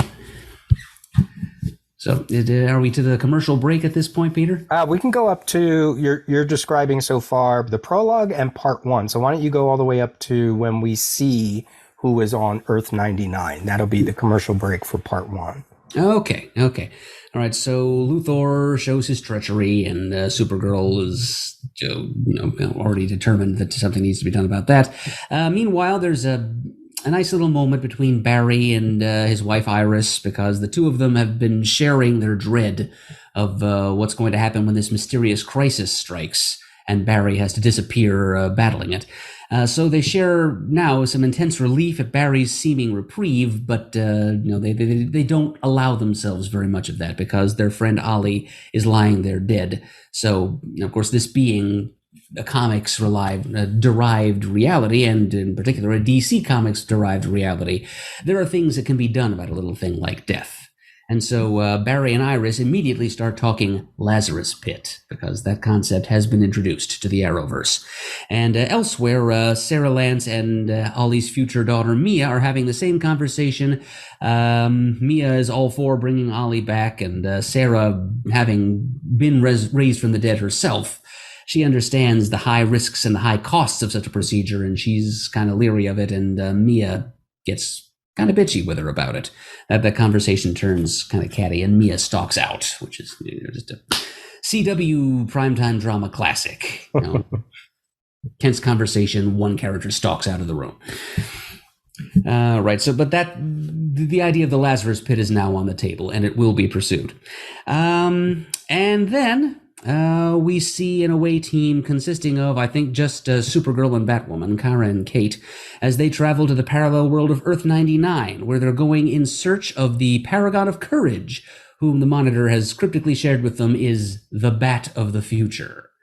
So they go there. It's Earth 99. It's a couple of decades into the future as well. And they go to Wayne Manor, which has been pretty well boarded up.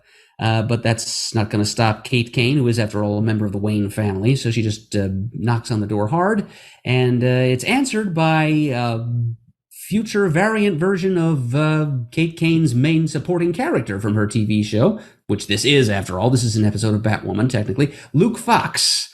He's a little bit on the nerdy techie side in the present-day Earth 1 reality, but here he's kind of buff and gruff and hostile, and he just takes one look at them and goes, no, and closes the door. But Supergirl crashes through said door, demands admittance, and before things can get physical between them and Luke, who should show up but an older and in a very bad way physically Bruce Wayne, who happens to be played by Kevin Conroy, who is the classic voice of animated Batman, as just about all of us know. Yeah. So, and I guess that's where we hit our end of act. Right. What I love about this episode is, so it's clearly the Paragons episode, right? This new concept to the crisis, but instead of being cameos, this episode is going to slow down because they're going to do cameos, but they're actually going to do more than cameo. They're going to give these cameos who are really important to the larger DC universe in terms of animated shows or TV series. Right. The DC Mediaverse, you might call it. Yes. They're going to give them more to do because this is... It's, the creators don't just want, if you just did the cameos, that would have been a little bit of a letdown because people want this, viewers wanted to see Kevin Conroy. They wanted to see who we're going to see coming up, so it was one of the purposes of this event is to maybe, expand into the larger DC media universe, but let's give them a reason. Let's give them an ending, maybe, right? Like an ending that, because maybe somebody didn't get a chance to do a second movie, or, a show ended and, hey, what are they up to now? So I like this episode because of that. Even if it's a little bit, it's not slower, but it's definitely not as fast paced as the previous one for good reason. It does feel a little bit more inflated. At least they have something to do. They're running around trying to accomplish something. It's just that what they're trying to accomplish is clearly a contrivance that ultimately doesn't have that great an influence on the denouement of the story. Yeah. This whole Paragons thing is just, it's kind of nothing. Well, I see the Paragons as a couple ways. First of all, I think they're obviously, somebody somewhere was probably like, oh, we're going to do 7 of them. We're going to give them these, courage. Oh, it's almost like the Rainbow Lanterns in a way, like the way the Rainbow Lanterns blew up. I can see that. And one of them was love, and one of them was hope. And, you could substitute courage, or you could substitute honor, in many ways. So, I think it's a little bit of that. I attribute it a tiny bit. If I had to try to connect it to the comics, it feels like it's the Great 15 that we used to talk about in the first 2 issues. These, why did the Monitor pick Superman of Earth 2 and Cyborg and Blue Beetle and Firebrand? Some of it was to show the scope of the larger DC universe. Some of it was to show the scope of the multiverse, even though they only focused on Earths 1 and 2. Well, technically 3 if you count Blue Beetle. 4. Who's the other one? No, Earth 4. Right. Yeah. Was it a little bit of that? These aren't perfect explanations or perfect thoughts. And then I'll save my thoughts for their purpose at the end when we actually get there. But so, even when I was watching it, I was like, oh, well, this is interesting. And I think it was only during this watch that the only way I could kind of make it make sense is it feels like issue 5, where you get all the gathering of the heroes on the Monitor satellite. The story up to that point is told by Harbinger and Alexander Luthor and Pariah, not by Monitor, as it is here. And basically they say, okay, go back to these Earths and you find out for yourself if you really believe us about what's going on, right? Mm-hmm. It has some of that feeling to it in this chapter. Well, yeah, certainly in that after the talk, it's kind of like, okay, break. Everybody go do what you're doing. Yeah. Go to your missions. Right. With the added goal of let's go play fan service. Let's go meet the people that were here before us. Okay, so there's that. When they ask where the legends are, Sarah said she promised the crew that they wouldn't do another crossover. There's that meta thing again, but also because in Crisis on Earth X, Martin Stein died. He was the one character that died. He was shot during one of the Nazi battles, and it was actually very sad. And I could see her as the captain being like, okay, I'm not sacrificing any more of my legends for your greater whatever. And indeed, she didn't.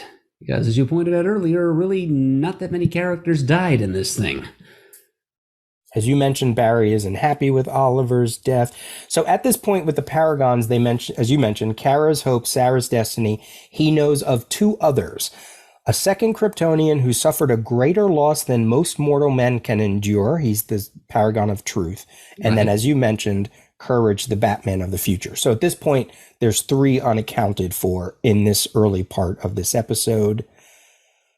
This whole Tome of the Guardians thing, this is actually the first time ever that they mentioned it in the Arrowverse. So it's like this random, unless I'm missing something from some of the other Arrowverse stories, I just tried to quick look it up. What is this? What? When did they introduce this? So I might be missing information, but every time I look to see where this is showing up, I do wonder, now that I'm looking at it, I wonder if they picked up on that in the Crisis comics that they did for this event. So I have those. I don't. So do I, but they're buried deep. Yeah. So, well, maybe we'll look at that. Maybe there were some early embryonic plans to start bringing Green Lantern lore into the Arrowverse. I mean, we talked a lot about how the Crisis is basically a Green Lantern mythos story in many ways. Absolutely. And I'll continue to talk about that a little bit later on. Okay, and then part 1, that was my notes for the prologue. Let me see what I have up to here. Anytime Kate and Kara have a conversation, I reflect back to that scene in Crisis 4. Oh, yeah, between Supergirl and Batgirl. Yeah. It's reversed in this instance, and there's better examples later in the event. In the comics, it's more Supergirl trying to cheer up, well, for lack of a better phrase, cheer up Batgirl. Yeah, because she's feeling powerless and useless. But right. Kate Kane is anything but that here. Yeah. So I do like that. That's another one of those beats, a smaller beat in the Crisis, but I'll take it.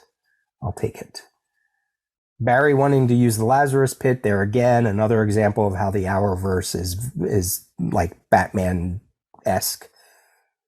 And when we go to Earth 99, which people believe stands for 1999, which is when Batman Beyond first appeared. Righto. Yeah. You get a little hint of the animated series music from by Danny Elfman when they go there.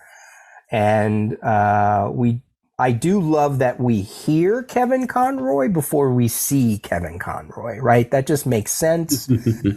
It makes sense TV making wise, but it absolutely makes sense because that's all we know from Kevin Conroy. Well, not all we know, but you know what I mean? Like he's done on-screen stuff, of course. Sure, but yeah, most fanboys such as ourselves, we heard his voice before we ever saw him on screen. Right. And he is wearing, when we do see him, he's wearing an exoskeleton suit straight out of Kingdom Come. Exactly. And we'll talk more about him in the next chapters. So, okay, there's my notes. So Kate and Kara come face to face with the Bruce Wayne of Earth 99. He's badly debilitated. He's wearing kind of an iron full body back brace, which, as Peter said, looks a lot like what Bruce Wayne was wearing in the Kingdom Come story.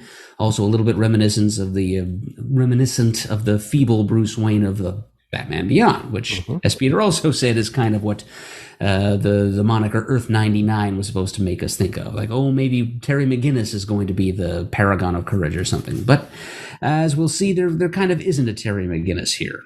So they have a little dialogue with Bruce Wayne. Bruce, comes to grips with the fact that this is an alternate version of his cousin Kate, who on Earth 99 has been dead for some time. Whereas on Earth 1, Bruce Wayne is missing and presumed dead, I think is the story. So the two of them are each of them feels a little bit like they're talking to a ghost. And Kara, meanwhile, is just kind of browsing around Wayne Manor, looking at some of the artifacts and trophies that are on display, and at some point becomes aware of a pair of Clark Kent's glasses on display, and she finds that this universe's Superman met with foul play, and Bruce seems to have been involved. So that's kind of a horrifying revelation there, and I think there might have been a jump between scenes at that point before she goes to find Kate and tries to warn her. But I think by the time she does, Kate has kind of put two and two together already that this Bruce is kind of off his rocker. He's an embittered, murderous old kook who basically just killed this universe's Superman because he was so annoying and self-righteous, and it's kind of shades of Dark Knight Returns, except the Batman went a little bit further off the deep end here than he did in that reality. Yeah. Eventually Supergirl and Batwoman team up against this Bruce, and this Bruce ends up just dying in a battle in the Batcave. But that's all perhaps getting ahead of ourselves. Meanwhile, Superman and Lois of Earth 38, Tyler Hoechlin and Elizabeth Tulloch, they are in a universe called Earth 75, hoping, they're just kind of universe jumping, trying to find a Superman who has endured a greater loss than most men could bear. The cryptic little parameters that the monitor provided them. When they get to Earth 75, though, they discover that they're a little bit too late because the local Superman has already been killed by a Lex Luthor. And we see on the Jumbotron like a news feed of that universe's Lois, again played by Tulloch, I think, cradling the body of Superman of Earth 75's body, and then there's the iconic image of the Superman tattered cape flying like a flag from a stick nearby. It's all very much like the death of Superman from Superman number 75, the classic Jurgens Ordway image, and that's probably how this thing got the name of Earth 75, as in Superman 75.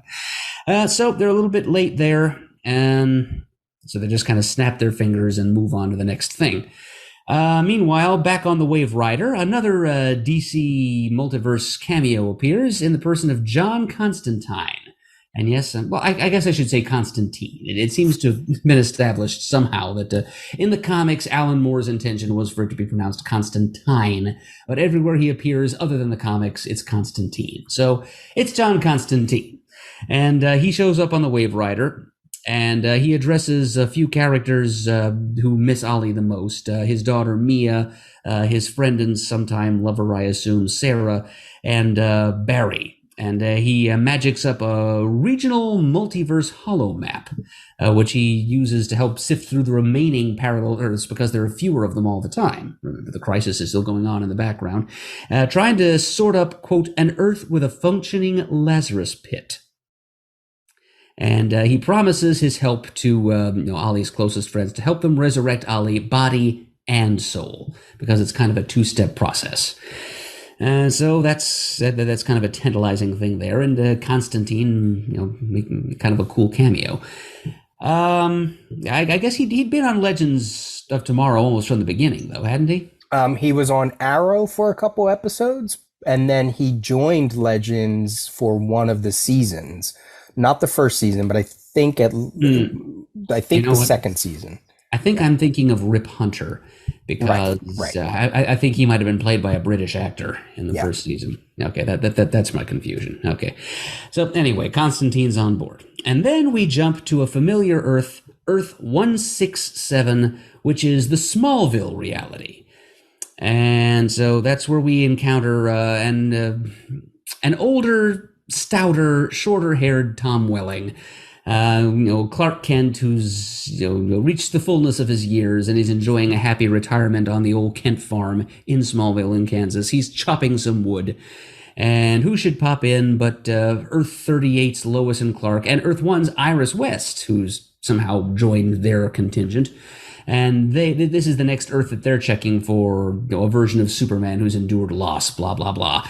And they find Clark just kind of standing there chopping wood, and they're hoping to recruit him / warn him about the killing spree of Earth 38 Lex. But before they can even finish talking to him, they're blipped away by Earth 38 Lex, who arrives on the scene with the Book of Destiny in hand. And so he just kind of shows up and he smirks at Clark, and he's all prepared to kill yet another Superman. Mm-hmm. So we've got the Lex of Supergirl's reality talking to the Clark of the Smallville reality, and this Clark just will not be perturbed by anything. It seems he saw enough weirdness during the 8 or 9 season run of Smallville. There's no surprises left in him. So Lex shows up and he's acting all smirky and villainous and just declaring that he has death for this Superman on his mind. And Clark just kind of listens to his spiel and rolls his eyes and says, "Can't say I've missed these chats," which is great for anyone who's seen Smallville. There was a lot of terse conversations and confrontations between Clark and his reality's Lex, Michael Rosenbaum, who we learn in kind of an just kind of a throwaway mention, the Lex Luthor of Earth 167 is president of the United States, which was foreshadowed on Smallville, actually. Mm-hmm. There was, you saw some flashes of the future where Lex, with one hand in a glove, which is kind of a call out to the old post-crisis comics where Lex lost a hand due to kryptonite poisoning. And he was on the podium and he was the president. And so, which was timely because this would have been around the same time as when Lex was president in the comics. Yeah. So that came true on Earth 167, and Michael Rosenbaum does not appear anywhere, but his Clark of 167 does mention that his Lex is in the White House. And he's just not going to be afraid of this Lex. And Lex brings out a sample of kryptonite, which he tries to expose Smallville Clark to. And Clark just kind of looks at it, calmly takes it away from Lex and tosses it away. He's like, I gave up my powers a while ago. I was done with all that. I just wanted to start a family. Which, just nerd point of order here, it wouldn't have worked on him anyway because it's not a piece of his Krypton. It's a piece of Krypton 38. And, That's right. Kryptonite wavelengths are not interchangeable. So, yeah. Either way, Lex's gambit wouldn't have worked there. And either way, Lex was understandably perturbed because it's not too hard to perturb this version of Lex. He's excitable. It's kind of John Cryer's trademark. And so, his attempt to kill this Lex doesn't work. He's about to do a little more posturing where Clark just kind of punches him, which was very satisfying, both for Clark and for all the rest of us. And so Lex just kind of leaves at that point. And we get to see Clark have his little stroll off into the sunset, like a nod and a wink at the end of Whatever Happened to the Man of Tomorrow, when Erica Durance comes walking over from the farmhouse, asks Clark what was going on, and Clark just kind of matter-of-factly tells her, yeah, it was a Lex from another reality trying to kill me, didn't work. And she said, oh, okay, yeah, but we come inside, the girls want to show you what they've made. What did they make me? A mess. Looks like a job for us. And the two of them just walk hand in hand back to the house. And that's just a beautiful, calm, happy moment in the midst of the chaos that is Crisis on Infinite Earths. And that was very well done. But at that point, then the scene will shift to yet another Earth with yet another Superman. This time it's Earth 96.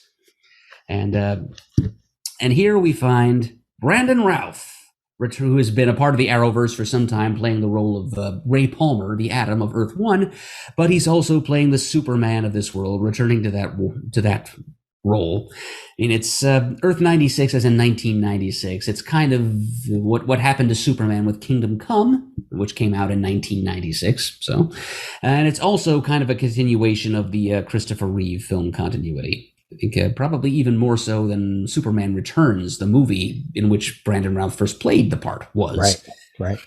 Earth 98, Lois and Clark and Iris come to Earth 96, to the Daily Planet. They find Clark Kent there in the lobby, and they have a heart-to-heart with him, and he's being a Superman. He's been through weird stuff before. It's easy enough for him to accept that this is an alternate version of him that showed up at his workplace.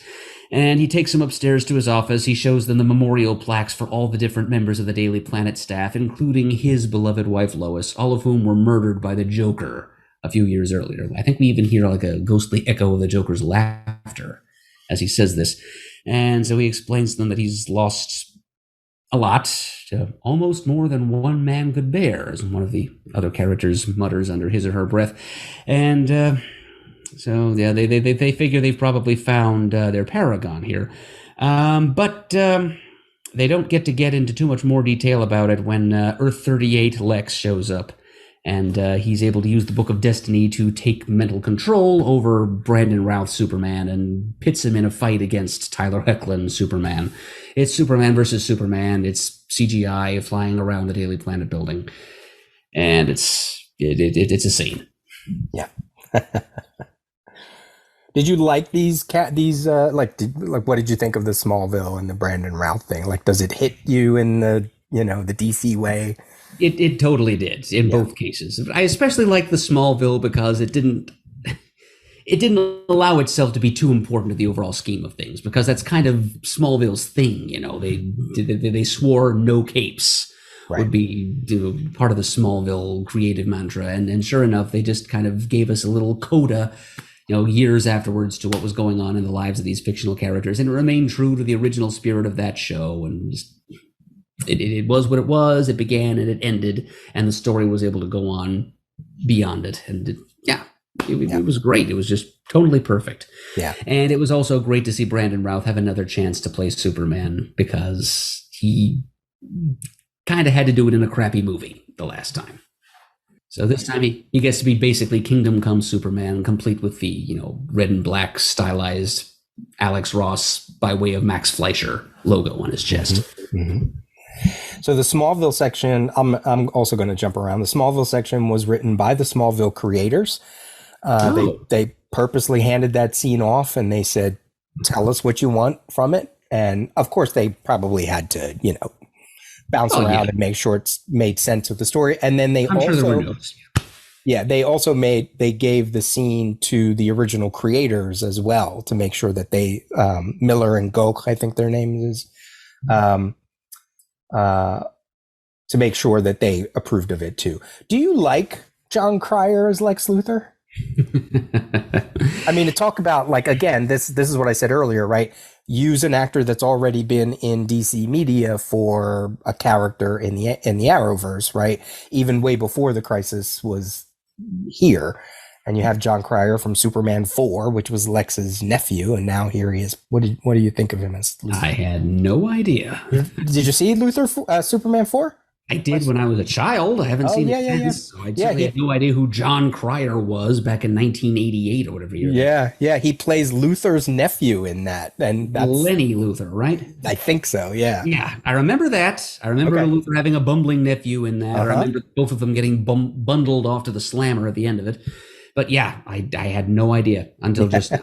Okay. So the casting makes a little more gimmicky sense that way, but I think, just previous connection to DC Media aside, I think he works quite well as a Luthor for the Supergirl reality, for that milieu. Okay.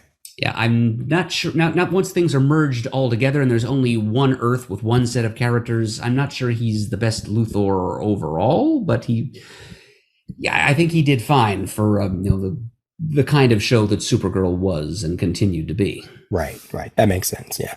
It was also interesting that Smallville only ended in 2011, so only 8 years prior to this, and you have to assume that maybe the Smallville section is a little bit further in time. Was he only Superman for 8 years and then he decided to give it up? Maybe that's just how the Smallville universe ran. But it is a great moment in this chapter. I do like that. I'm very glad you told me that the original creators and showrunners wrote that scene, because it explains why it fit so well, Right. All right, let me go back to the beginning and see what my notes are here with all of this. It's not important to note, but the Superman on Earth 75 that dies was played by Tyler's stunt double, Adrian Hine. That is cool to note. That was confirmed by the actress who plays Lois on her Twitter account. So that's why he looks like Tyler, but it's not exactly Tyler. Yeah, also explains why his head is pitched so far back so we can't really see his face. Right. Just a point of order, John Constantine shows up in Legends Season 3. Just throw that out there. And do we know if it's the same actor who played the character in the NBC series? Yes, absolutely. Okay, great. And that's the whole reason why they brought him into Arrow, because I personally really enjoyed that series. Yep. And it does have the connection to later part of the Crisis.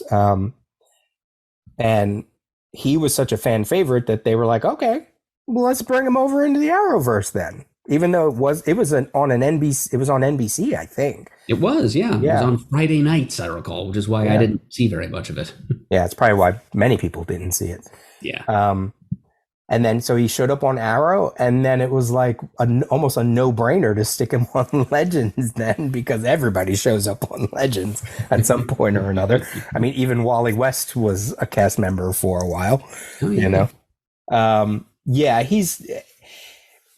I think he works in Arrowverse because as much as I like him as that version of Constantine, it's not that I like him as Constantine. I like him as that version. He seems to fit like what the Arrowverse does for these kind of characters.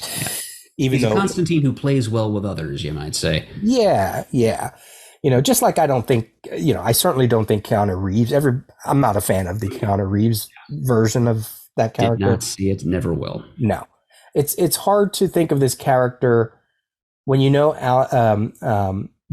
artists of Swamp Thing based him on Sting, and then when you see these other, you're like, yeah.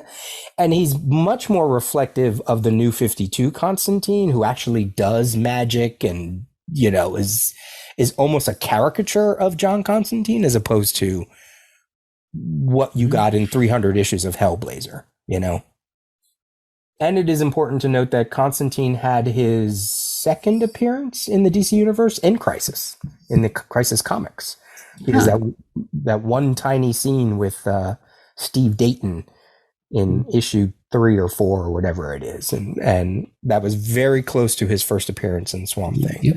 I remember Constantine musing to himself about the Swamp Thing. Oh, yes, especially the Swamp Thing. Because back then, he was just a Swamp Thing supporting character. Yeah. When we go to Smallville, okay, now this is where I'm going to pick a little bit about this Smallville section. When we go into Smallville, on one of the walls, I guess on the barn, we see the newspaper headlines from the Superman movie. Caped Wonder, Stunned City. I spent the night with Superman. Superman saves the day. That could just be any headlines. You saw this. This was in the Smallville sequence. You say it opens the Smallville sequence. Yeah, yeah. I mean, in the Earth 96 Daily Planet, that would make perfect sense. But yes, Smallville. Yeah, that's the one that was like with a one small little attention to detail that as a producer I would have been like, that doesn't make sense. That should be with the Brandon Routh stuff, not with this. They even play the they played the Smallville music. So that's a little bone to pick. And when you see the headline, I spent the night with Superman, the picture they use is of Tom Welling opening up his shirt from the very last scene of Smallville when he's on the rooftop and he takes off and you see the Brandon Routh emblem. He's wearing the Brandon Routh costume. So it's all mixed up. It's all kinds of crazy.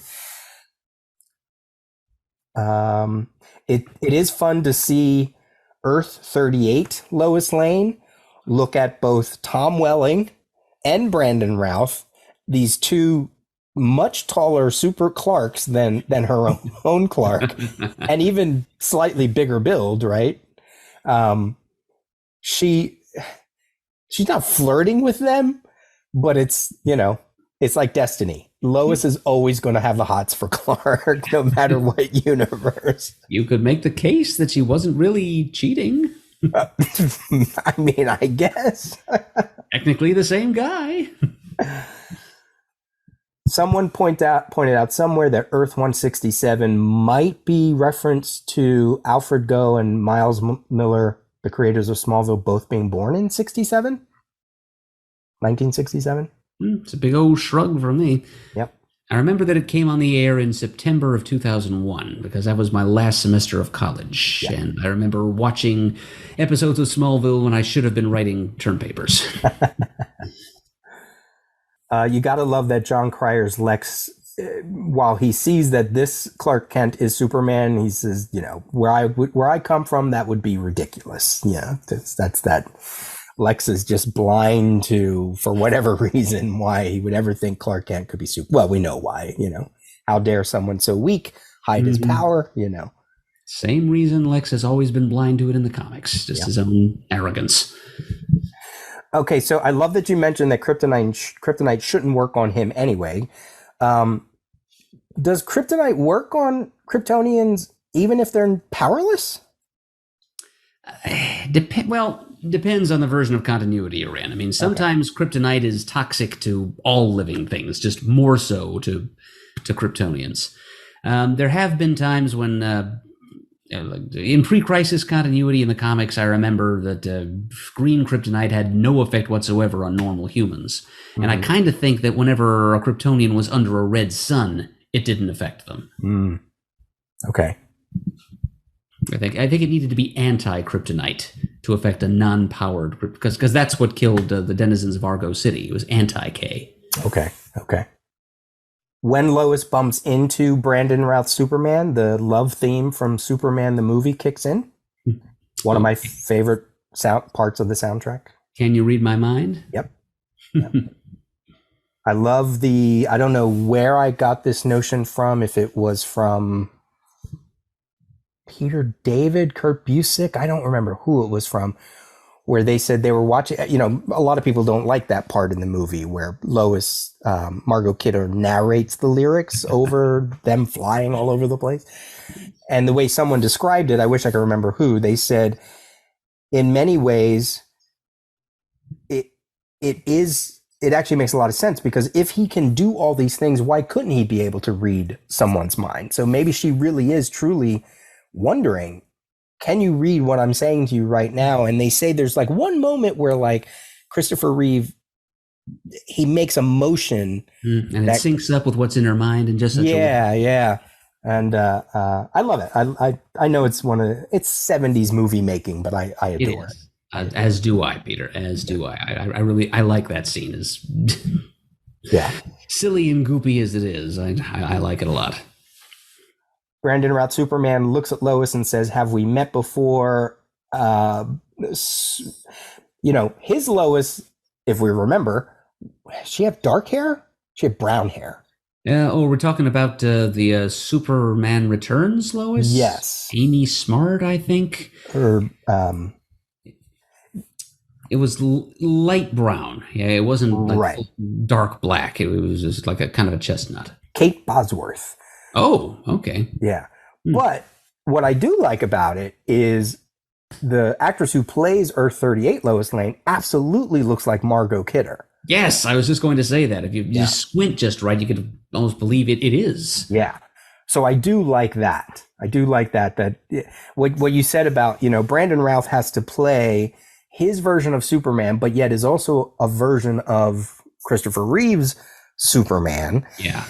Superman, which is technically what he was doing in Superman Returns too, but this one, cleaves even closer to the Reeve movie. I think there was an offhand reference to Superman 3. Yep.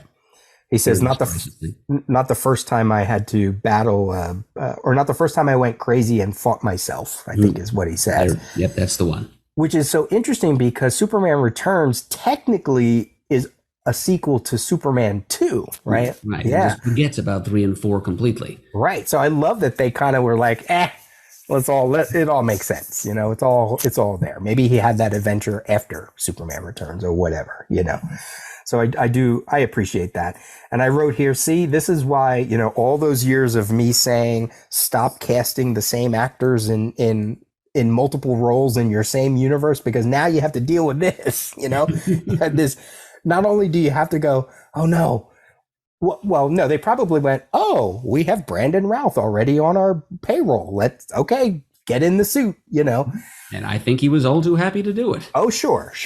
But then you also have to make it work alongside Ray Palmer, as we'll see in a couple scenes later, So this is, I don't know how, as actors continue to play more and more, it's going to be interesting. And that's the end of my notes for that chapter, for those chapters. All right, so there is kind of a battle royal between two different Supermen here. Superman of Earth 96, who is under Lex of Earth 38's control, thanks to the Book of Destiny, and his own Superman of Earth 38. And they're just having a fight all around the Daily Planet building. But it's Lois who comes to the rescue because she sneaks up on Lex and cold cocks him with a lamp, and that puts an end to his control over Superman of Earth 96. Actually, first Lois has to talk to him and kind of talk him down and get through to him. But once that happens, Lex's control subsides, and so we're able to talk things out rationally. And then they all just kind of abscond back to the Wave Rider, where they all compare notes. And that's where we get those, the little nods you mentioned, Peter, to the striking physical similarity between Ray Palmer of Earth 1 and Clark Kent of Earth 96, because they're both played by the same guy.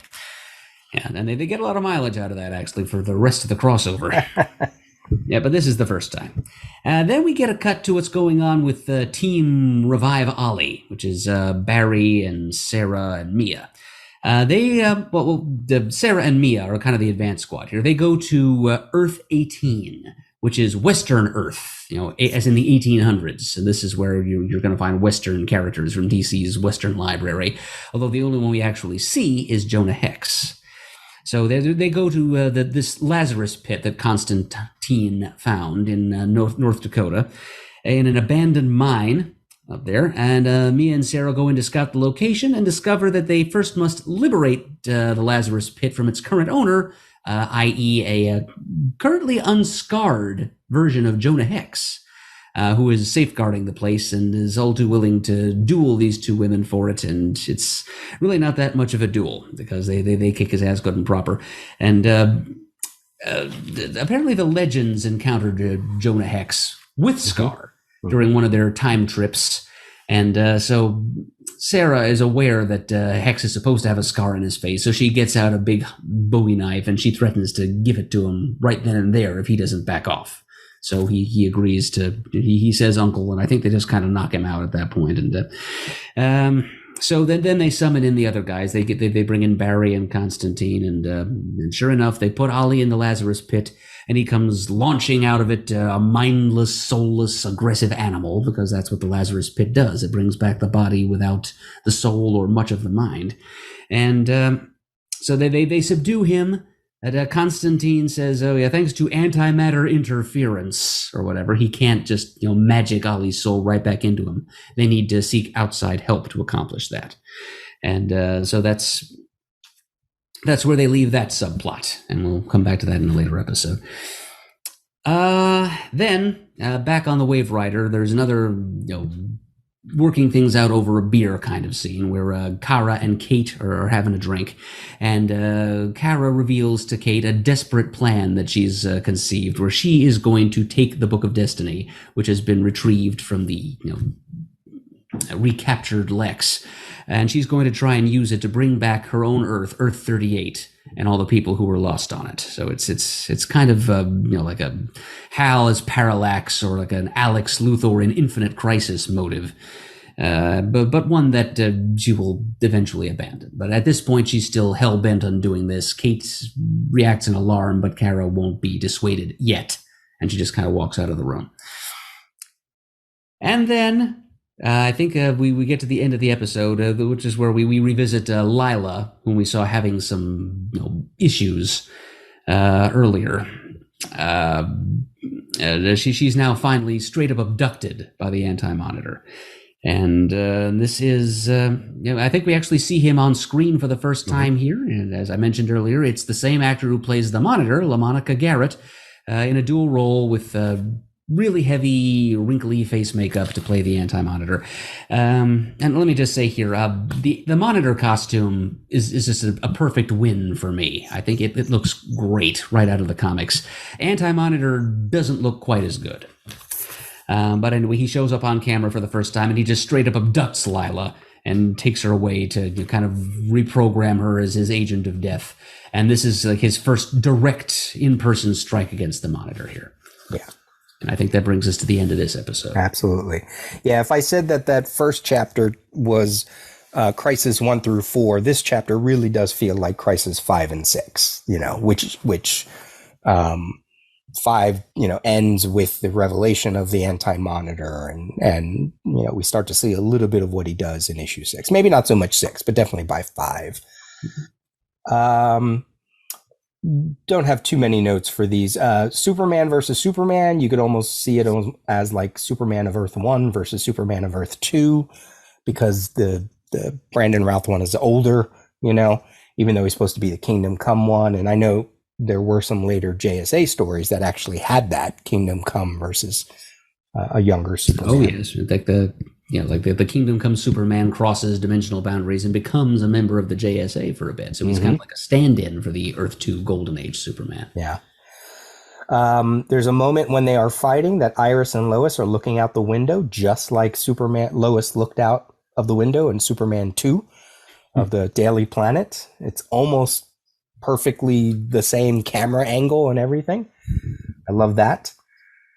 To go back to Earth 99 Batman, there's a lot of dialogue that is ripped straight from like Dark Knight Returns and other places. Like he says, Clark always says yes to anyone with a badge or a flag. He gave them too much power. When you learn that his exoskeleton has kryptonite, he says a little souvenir from the old hometown. I don't know if it's a direct lift from Dark Knight Returns, but it certainly feels like that. Oh, and was he using that kryptonite against Kara? Yes. Yeah, so that brings us back to the kryptonite shouldn't work on non-natives of its universe. Oh, that's true. Yeah, because that's Earth 99 kryptonite. It's from Krypton 99. It would take kryptonite from Earth 38, Krypton 38, to affect Kara. Right. Darn it. Oh, yeah. And the upshot of all that, something I did forget to mention, once everybody's back on the Wave Rider at the end of all this, and Kate reports the failure of their mission, the Monitor just kind of smirks at her and informs her, oh, yeah, by the way, you are the paragon of courage, and you were all along. You are the Bat of the future.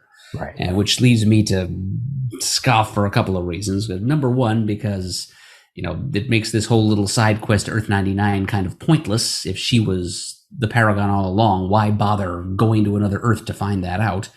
And two, calling her the Bat of the Future is heavily ironic because a year from then, Ruby Rose was not in the costume anymore.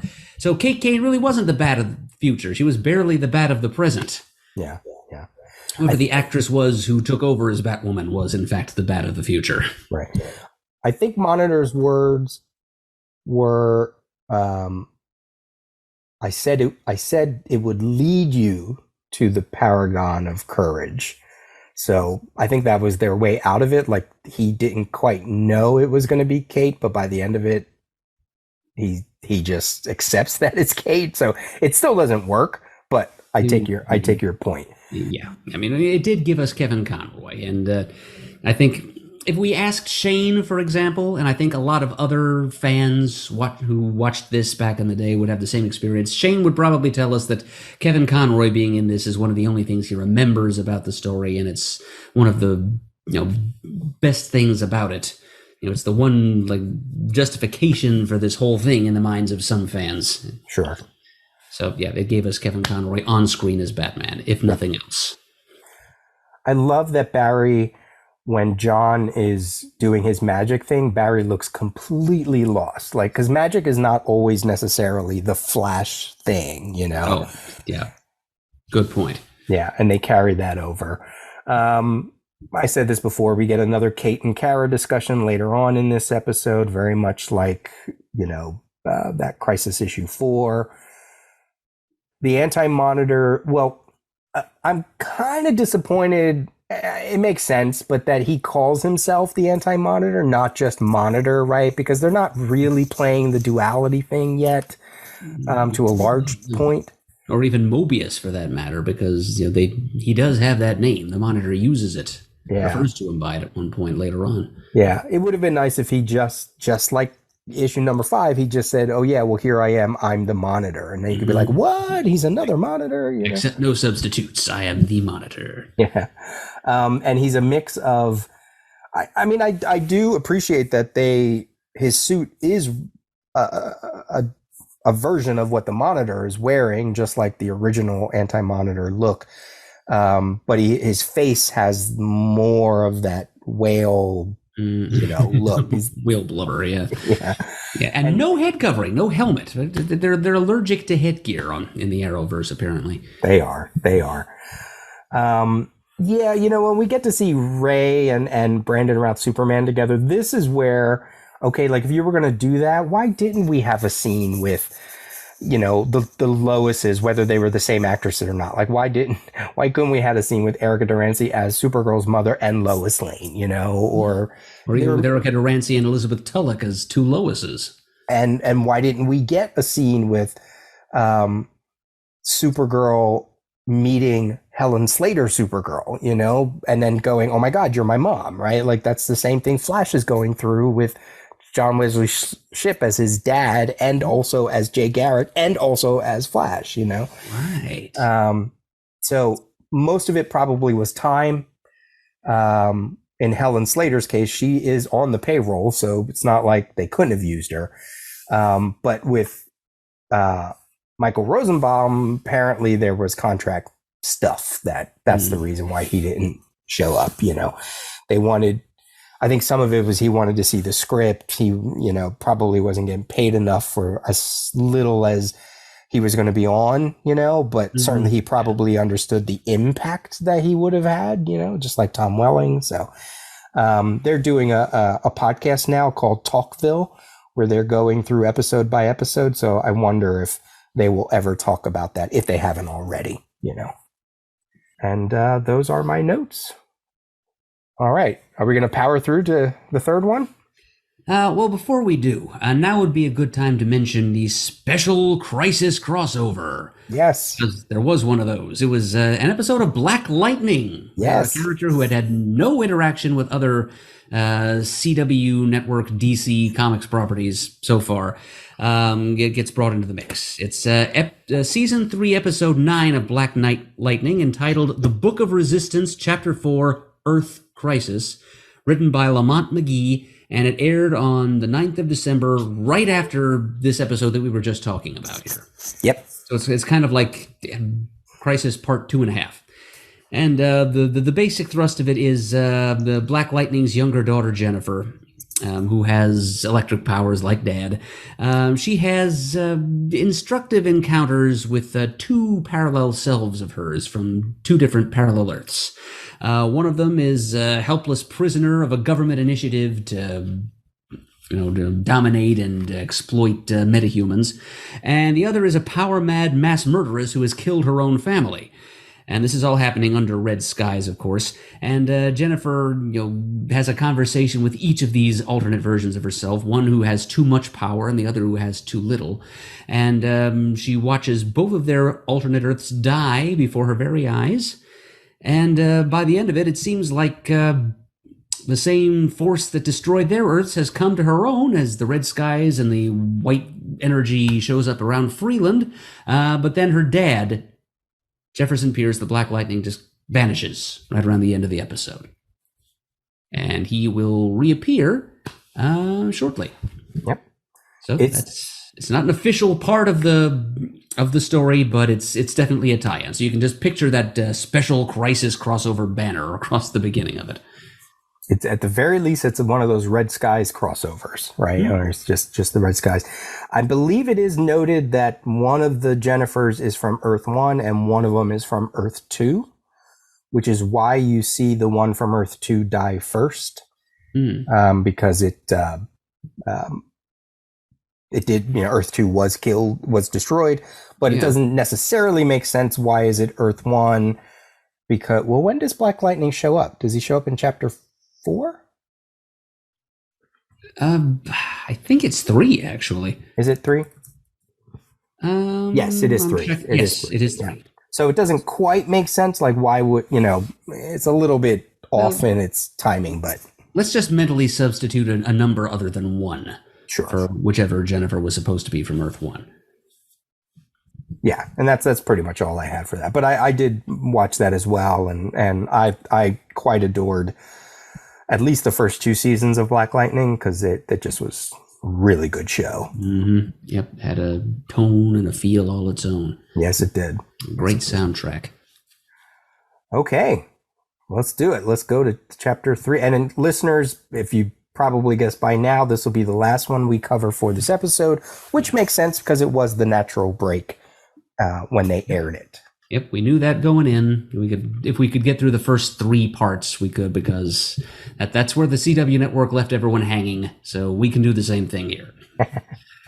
So on to episode 3 here, and we finally get to the Flash. The heart of Crisis. It's season 6, episode 9 of the Flash, and it aired on December 10th. 2019. So it was like a 3-day in a row event here with this Crisis stuff. This one had a story by Eric Wallace, and it was scripted by Lauren Serto and another person who has a background in writing actual comics, Sterling Gates. All right, this episode opens with a little something that I felt was, I mentioned earlier that the first part of this was my favorite part. One thing that I think would have improved it was kind of in the midst of that fun little montage of different parallel Earths from throughout DC's media holdings, if maybe one of them had died a sample universe death, a la Earth 3 in Crisis, the comic number 1. We finally get basically that at the beginning of episode 3, where we see an Earth actually perish. It's Earth 203, and that is the site of the Birds of Prey WB network TV series from 2002 and 2003. Hence Earth 203, the number. And it's we see the rooftops of New Gotham, where that series was set in the near future. And we see actress Ashley Scott as the Huntress, back in that role. Helena Wayne, daughter of Batman and Catwoman, who has, mild metahuman powers. She's just kind of strong and agile, that kind of thing. And she's leaping around the rooftops. She's on her little headset with Oracle, since this is Birds of Prey after all, asking for, backup, updated intel, anything she's got. And all Oracle is able to tell her is that the comms are disruptive and things don't look good. And sure enough, they lose communication just as the white wave reaches the rooftop that Huntress is standing on, and she just kind of stands there with a look of terror on her face and dies helplessly along with her entire reality.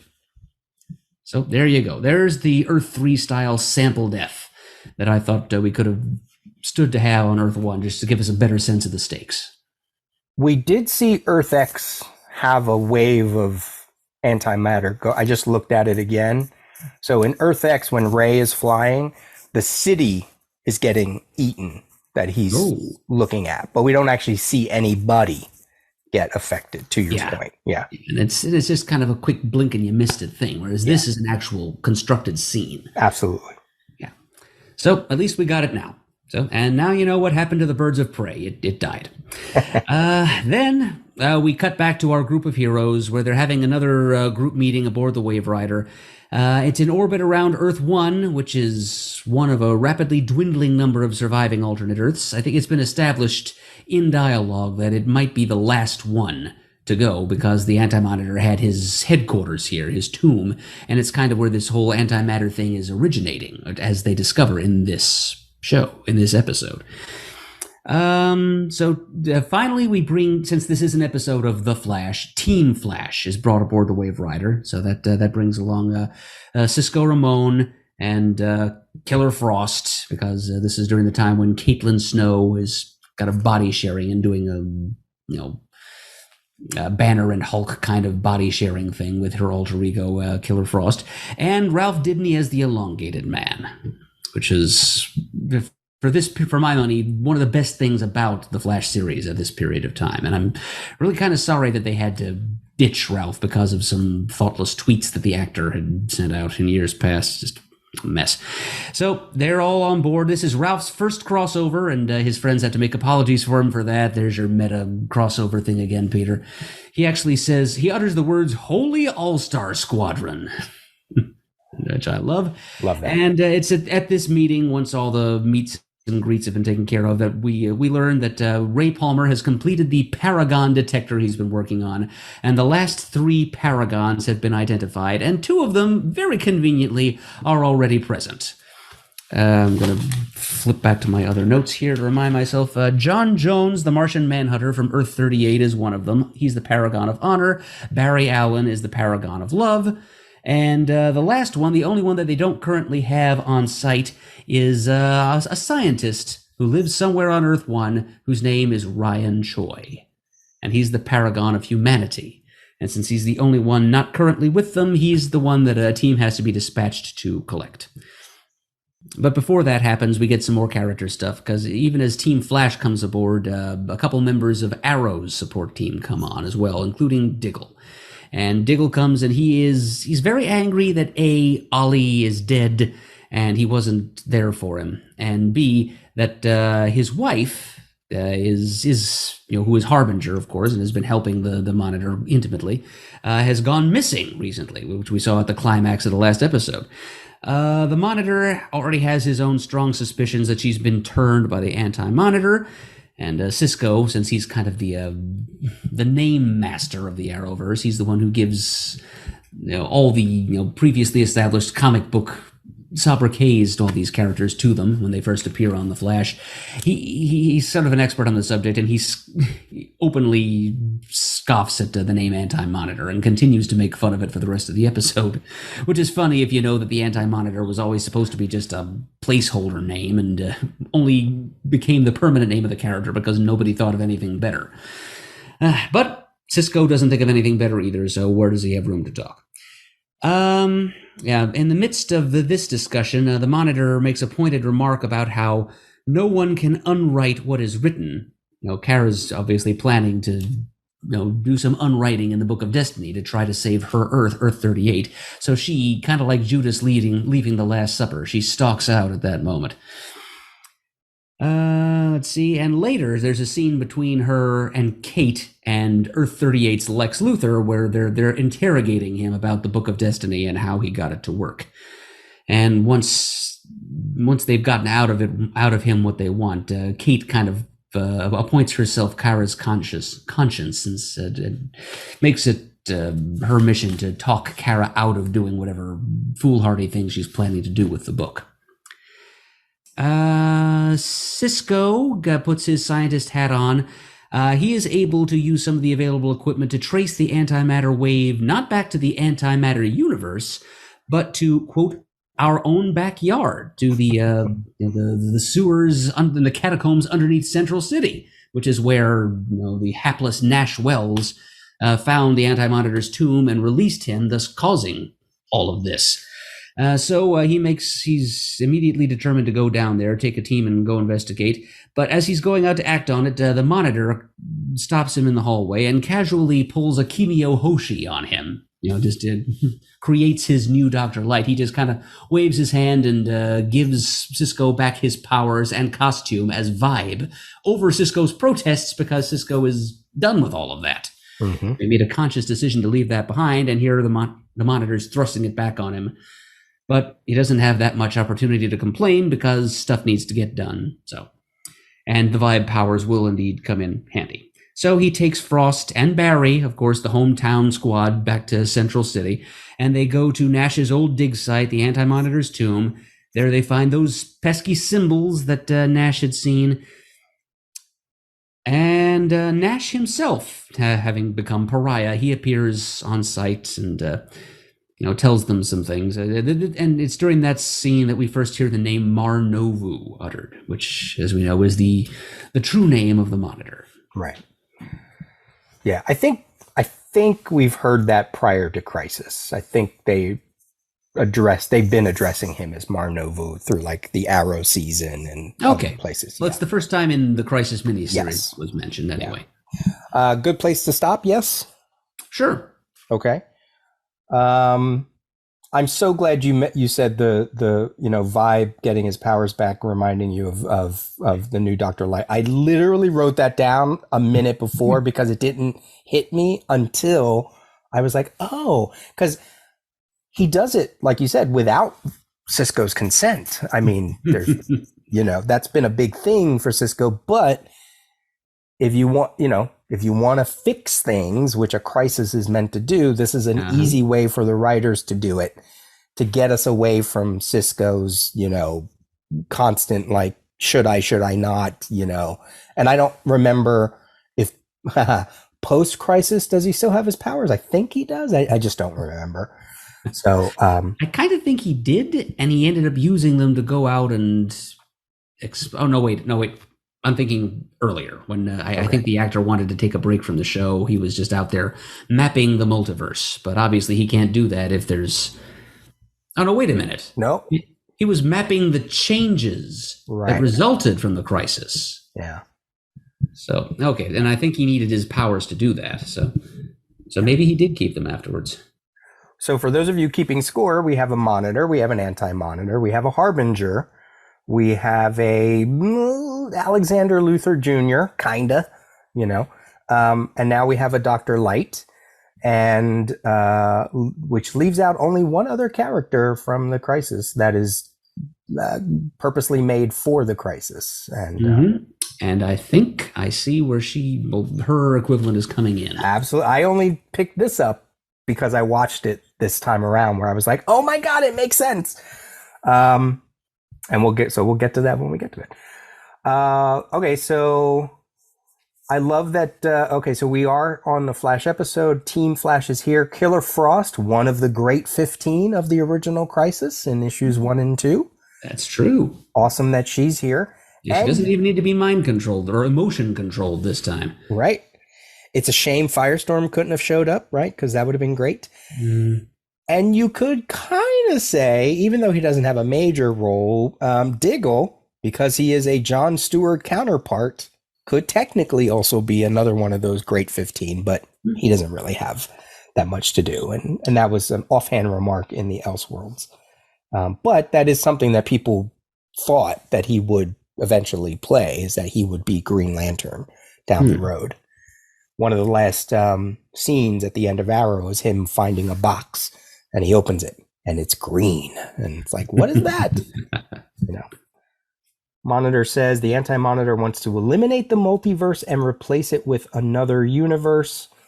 eventually they'll describe that better as the antimatter universe. Mm-hmm. It certainly checks out with the Anti-Monitor's motivations in the comics. Mm-hmm. I just wrote down here as you were talking, it's so weird. It's like, why is the Anti-Monitor's base of operations under Central City? Sure, I'm sure it's a portal to another thing, but then I have to remember, well, technically, I can't remember if it was Star City or Central City. The way that Ollie would go and talk to the Monitor was through like some random storage closet or some apartment door in a building, and that's how he would wind up on the platform that Monitor has. So I get, okay, they got to make it convenient. So. Yeah, convenient is exactly the word. Yeah. I believe this is Barry and Iris's, I wrote here, Barry and Iris's last kiss, possibly, before he believes he's going to die. Yeah, that leads us to the next chapter. I think we rejoin the action on yet another parallel Earth, which brings in yet another DC property. We go to Earth 666 at Los Angeles, to a nightclub owned by Lucifer Morningstar of the Sandman world of comics, and also his own TV show, which I believe was on Fox. So it's another one that I didn't watch very often. But anyway, it's the same guy playing that character, and Constantine brings Mia and Diggle. Now they're his away squad for this mission, since Diggle wants to do something to help bring Ollie back. So they go to Lucifer's club in L.A., and Lucifer and his two chippies are not altogether happy to see them, of course. There's even a little exchange where Lucifer calls Constantine, and he says, Constantine, haha, I don't care. It's especially funny to people like me who quibble over how the name is pronounced. So, but anyway, Lucifer agrees. He gives them a special little tarot card, which is their it's their time meter. It gives them a certain amount of time to poke around in purgatory before they're stuck down there and suffering legitimately in permanent residence, if you will. So they take this magic card and it transports them to purgatory, which happens to look a lot like the island of Lan Yu, which is appropriate for two reasons. One, because so much of Ollie's past, especially that which troubles his soul the most, is bound up in that location. So, of course, it would take that shape in his mind.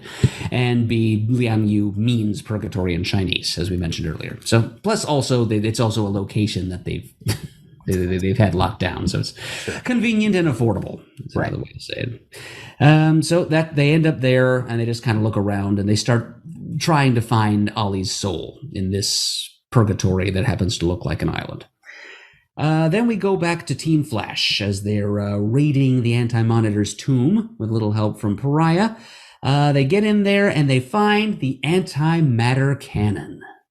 Yeah, another thing right out of the comics, which is powered by a mysterious crimson blur. And it doesn't take them long to figure out that this power source seems to be alive.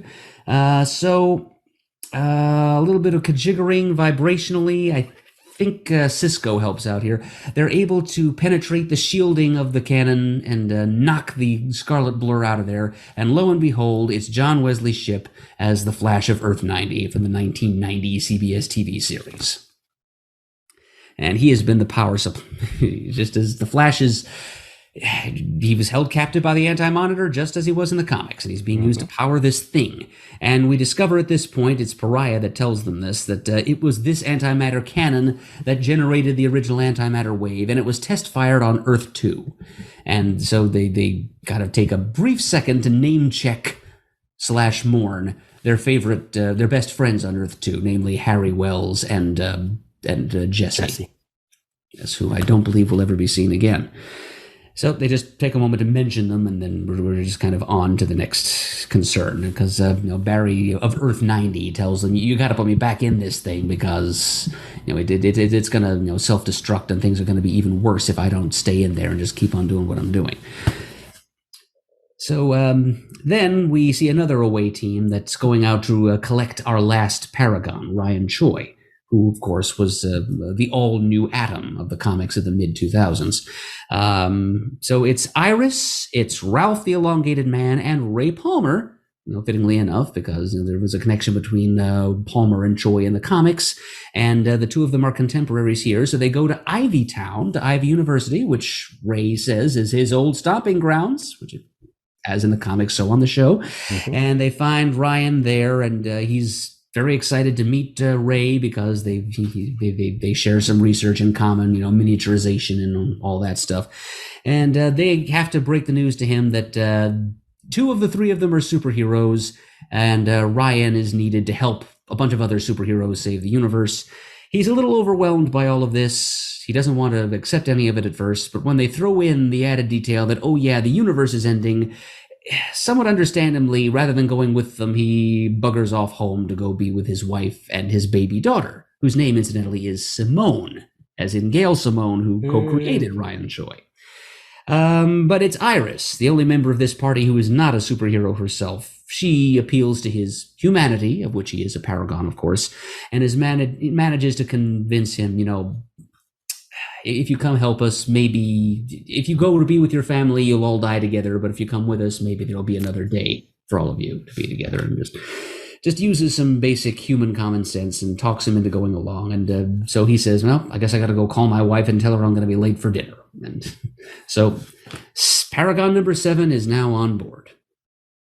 There is a quick scene aboard the Wave Rider where we see what Earth 38 Lois Lane has been doing through all this. And she is doing comms and monitor duty on the Wave Rider. The Monitor himself is there with her for monitor duty. She remarks that only 7 alternate Earths are left. And even as she says it, she witnesses the death of another Earth called Earth 73. And that comes into play in another scene or two. The Monitor just kind of opens up to her a little bit and reveals that he lost his family, which kind of triggered my gag reflex, because this is our first hint that this Monitor is really not that much like the Monitor of the comics, because that Monitor sure as hell never had a family. He was a unique sort of primordial elemental being, just kind of representative of and attuned to all positive matter existence. Here, we're told he's basically just another alien. And we'll see more about that in episode 4. Yep. But for that, that's the only hint we get of it here. So we see the quickie on Monitor death of Earth 73, and then we go back to the Anti-Monitor's tomb under Central City, Team Flash. It is there, as they're pondering the destruction of the antimatter cannon, that a being whose particular power set is key to this strategy happens onto the scene, brought there by Pariah just as his native world of Earth 73 was destroyed, kind of like the way Pariah saved Lady Quark in the comics. Yep. It's Black Lightning, folks. This is where Jefferson Pierce went at the end of that special crossover episode of his own show. He was snatched by Pariah and brought here to this place and time because his power set will enable him to drain energy from the antimatter cannon's shielding and make it vulnerable at considerable personal discomfort and even agony to Black Lightning himself. So he does that, and he continues doing that for a nice, long, torturous scene while, as Peter says, the Barry of Earth 90 and Barry of Earth 1 talk it out over who's going to be making the sacrifice, who's going to vanish in Crisis to destroy the Anti-Monitor's weapon and slow down the horrific events of Crisis. So I guess that brings us to to our commercial break. Yes. So some of my notes here, not too many. So back to Lucifer. The actor was quoted as saying that even when he was part of the show, it obviously wasn't part of the Arrowverse, but he often would hope that he would somehow be part of it, and this was the way he did that. Well, I'm very glad that he was hoping for that. Yeah. And by the way, it's interesting to note that Tom Welling was on Lucifer for 22 episodes in one of the later seasons. I have not seen that show either, but Tom Welling was a character on Lucifer. Mm-hmm. So there's not another. Clark Kent, though. No, not Clark Kent. Totally other character. But again, it would be fun to, it's fun to make those connections that they couldn't make themselves. Also, when they hit the establishing shot of Earth 666, there's a little billboard right down at the bottom that says Watchmen with the squid logo from the HBO series, which was coming out either around this point as well. So a little DC cross continuity promotion marketing. Oh yeah. This chapter is very much like Crisis Issue 8, which is very much about Barry and an antimatter cannon and all of that. A flash of the lightning. Whenever we see Flash from Earth 90, we often hear his music. That Danny Elfman music. You can always tell him at a glance because his costume is a lot plusher looking. It's almost like a velour texture to it. Yeah, it's interesting, right?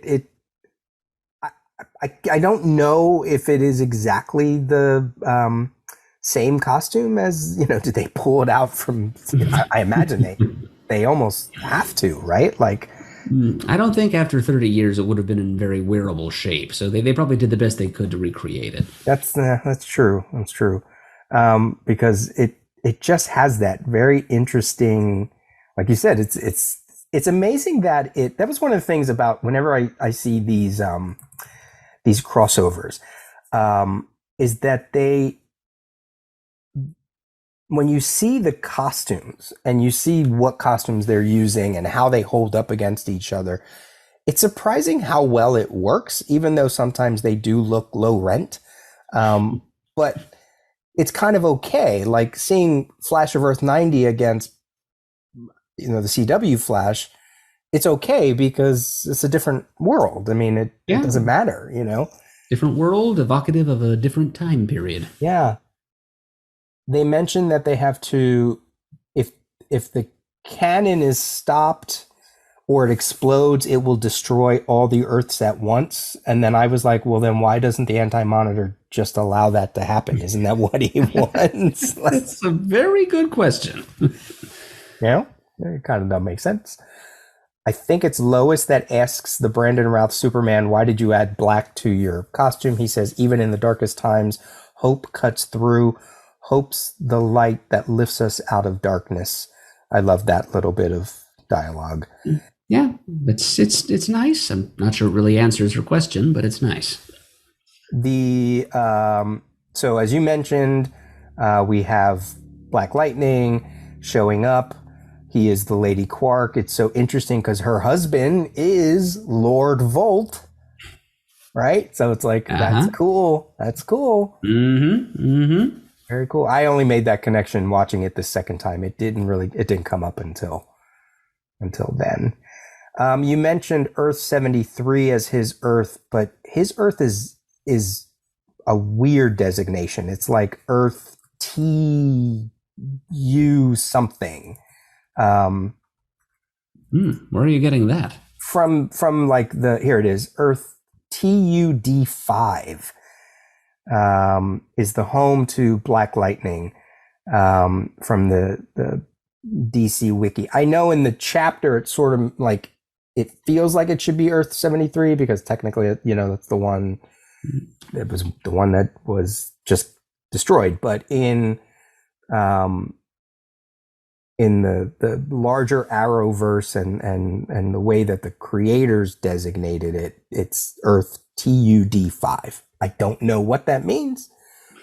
I don't know if that's meant to kind of keep it really separate from the Arrow. Like, it's not even numbers, right? It's this whole other thing. So I don't know. It's a little weird. Apparently, I'm looking here. There also was an Earth TUD12. That's where the Harrison Nash Wells comes from. I don't know. I don't know. I'm not giving too much research to this, but. Yeah. It stands for Temporary Universe Designation. Oh, okay. It's a departure from the standard nomenclature, to be sure. Yeah.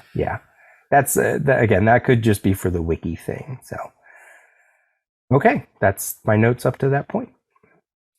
So Yeah, Barry of Earth One decides it's about time for him to fulfill what he thinks is his destiny and to disappear in Crisis. It's been foreshadowed since the very first episode of his show, but just as he's about to, Earth 90 Barry pulls a fast one on him and uses his power to sap speed and takes Barry of Earth One's for a moment, and instead he takes his place and he jumps in there and just asks Barry, just let me do this for you. Keep riding the lightning, kid. A little wink. I love that moment. And so he runs, and the rest of the team just kind of departs rather than watch him die.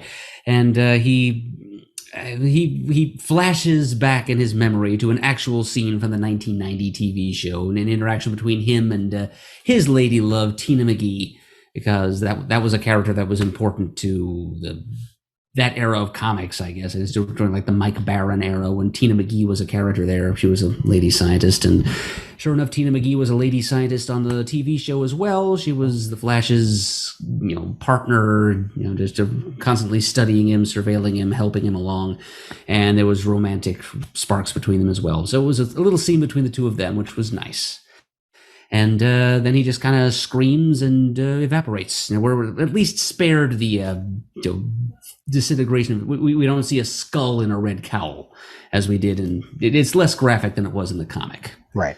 It just kind of goes poof. And that's the end of the Flash of Earth 90 and the end of the antimatter canon. So good deal there.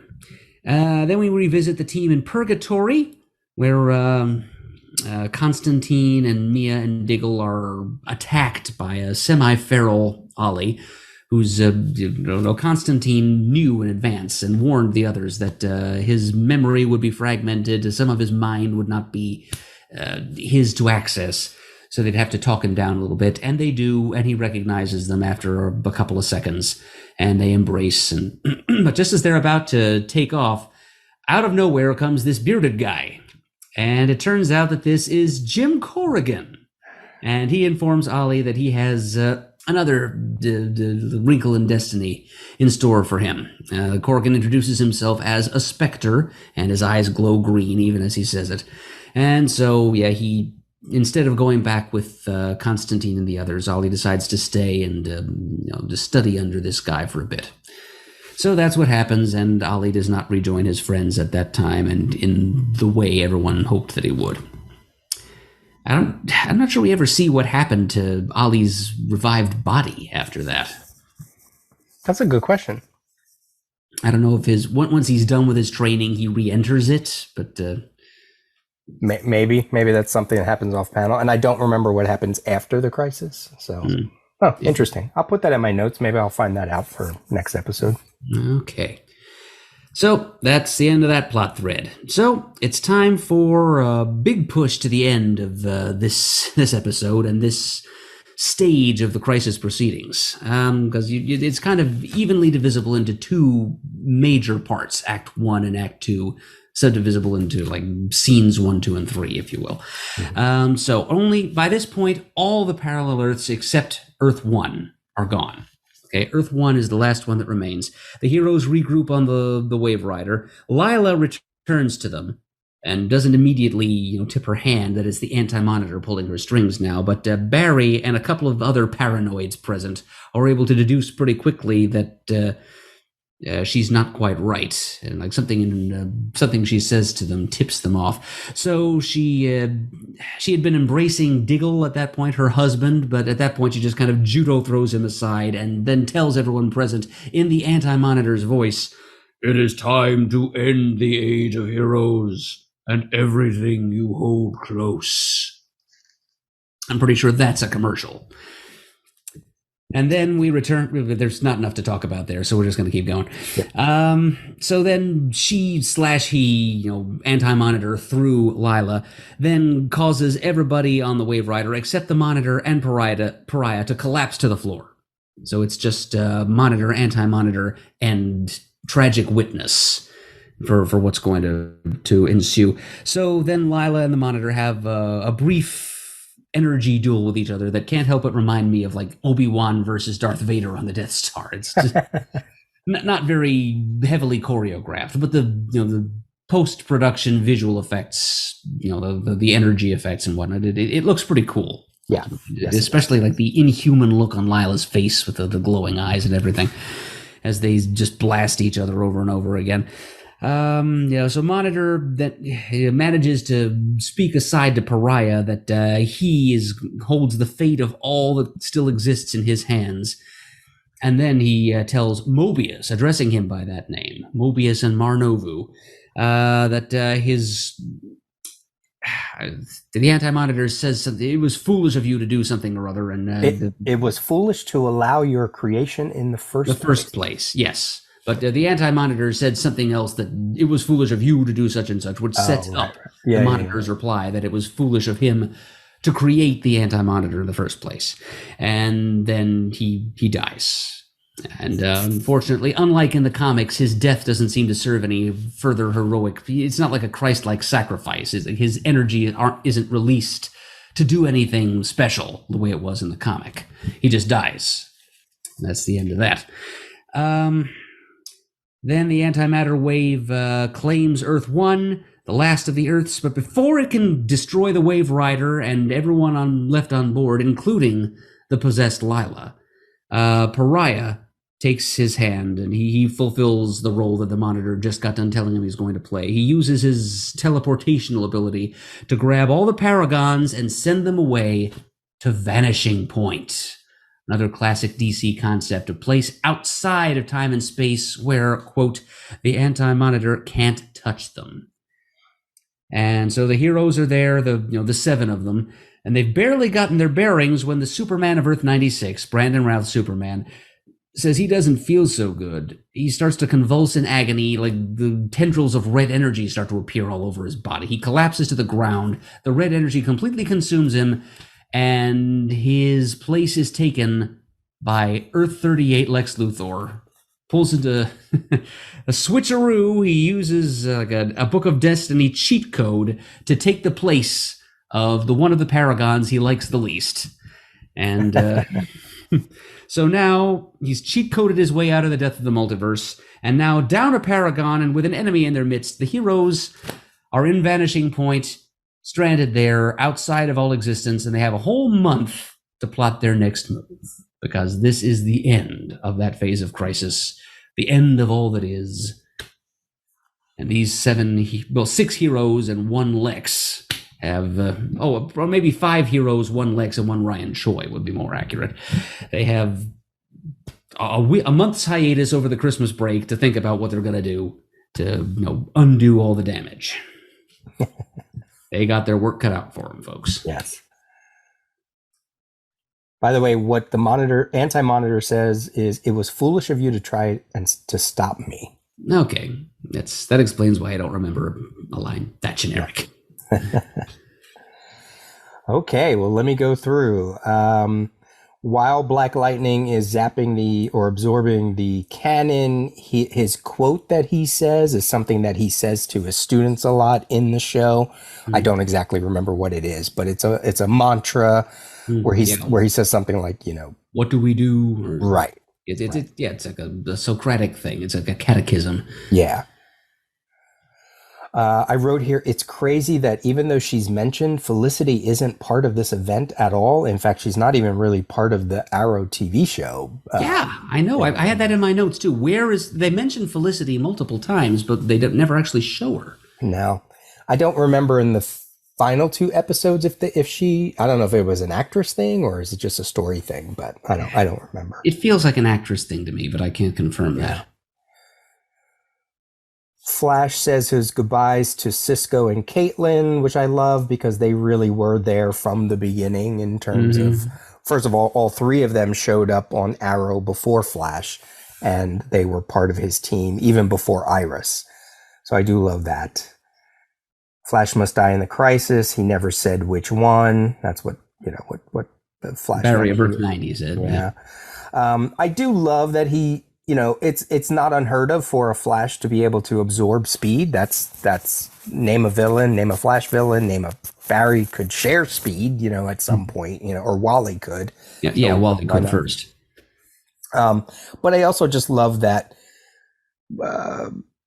they're keeping that whole dad thing too. Like when he says ride the lightning, like clearly that's because he understands who he is, but again, it's the actor who plays his dad too. So it's like it's such a mix of stuff that's kind of fun. Tina showed up on The Flash. I forget for how many episodes. It wasn't long, but Tina McGee was just like Mark Hamill. She appeared on the Flash TV show for at least one episode. She knew one of the Wells by sight. Obviously, as you mentioned, they didn't want to show the graphic nature of a Flash running around a cannon. And they've already done that at least twice in the Flash TV show.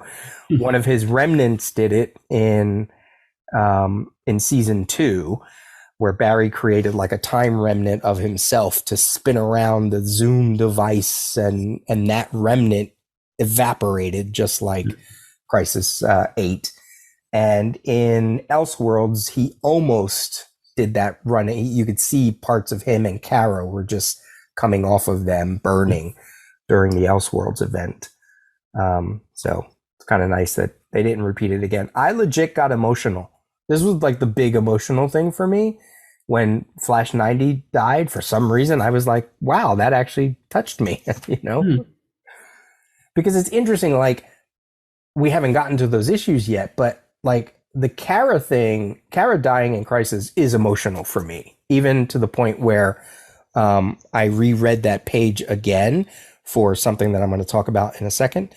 And I could feel that. It could also be old age, but I could feel that well of emotion. But Flash dying in Crisis, I don't think I had that emotional attachment even back then, and even now when I read it. For some reason, it doesn't hit me, Is it because even though I grew up reading Barry Allen, but yet I was reading Wally and New Teen Titans, so maybe I preferred Wally, I don't know. It's just, but for this, it did affect me. Maybe you were just kind of feeling and empathizing with Cal's or Superman's reaction, whereas there was nobody there to react to the death of the Flash. Very true. Just kind of died alone in a vacuum, which is in a way even more tragic, but there was nobody sobbing over his body and cradling it. Right. He didn't even leave a body behind to cradle, just an empty costume.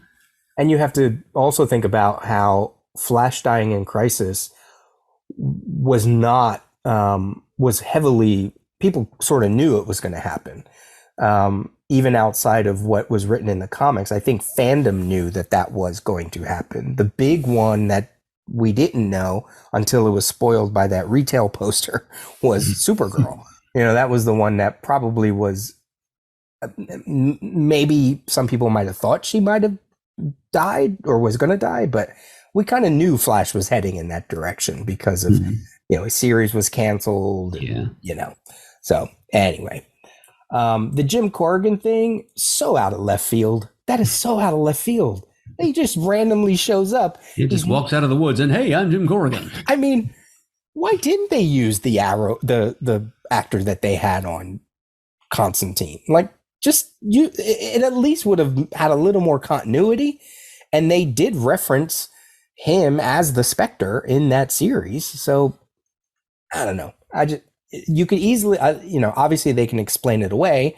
Well, you don't look like the one I know. It's like, I'm a different one. Okay. We've seen that 8 other times in this event so far. But I don't know. That to me was, it doesn't give me negative feelings. It's just, it makes me laugh every time even this time when he popped out in the woods, I was like, oh my God, I totally forgot that he just shows up in Purgatory. He's just like, hey, by the way, I'm here. So silly. Yeah. Very random.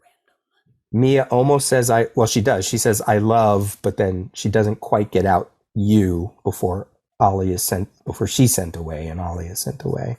That was kind of nice little touch. Barry talking to Jefferson about their fathers. I really loved that. First of all, Barry has a black adopted father. So there's a nice little connection there.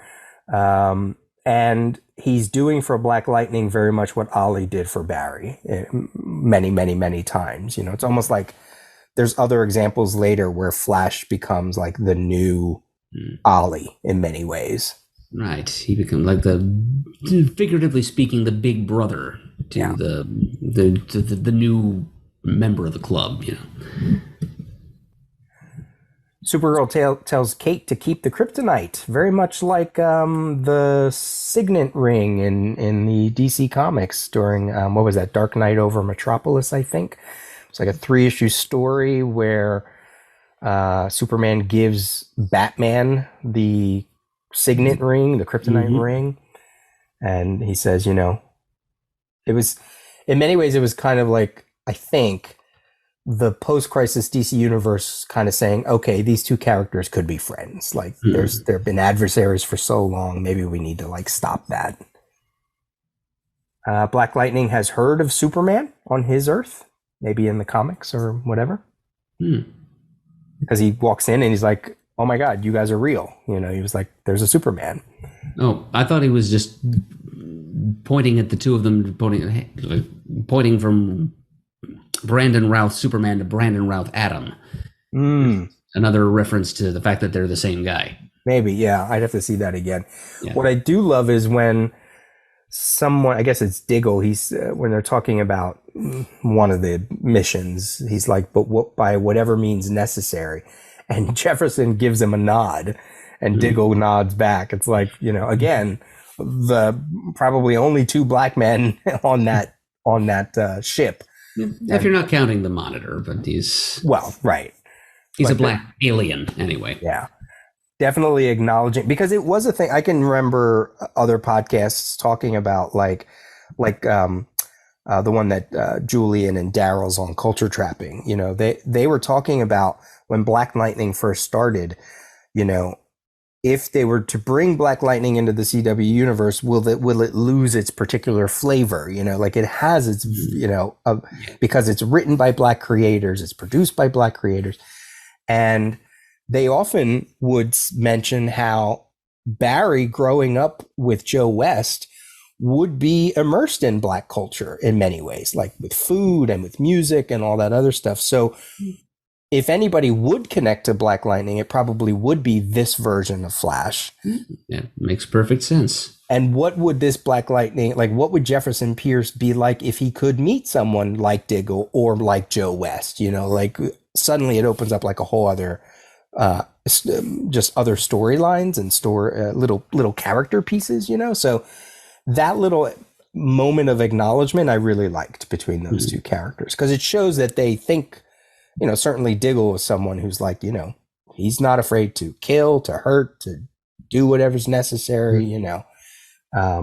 So I thought that was good. That was good. Anti-Monitor speaking through Lila and the two of them fighting, very much like Crisis number 4 with Pariah in the mix, you know, Pariah standing there wondering why, you know, Harbinger's fighting and killing and what's going on, you know. It's a nice little nod to Crisis number 4. It also reminds me of Crisis 7, I think it is, during the origin of Monitor, when they're in 2 different universes, but they're both firing towards each other, right? Oh, like, yes, right after they become aware of each other's existence, they immediately go on the offensive. Yeah.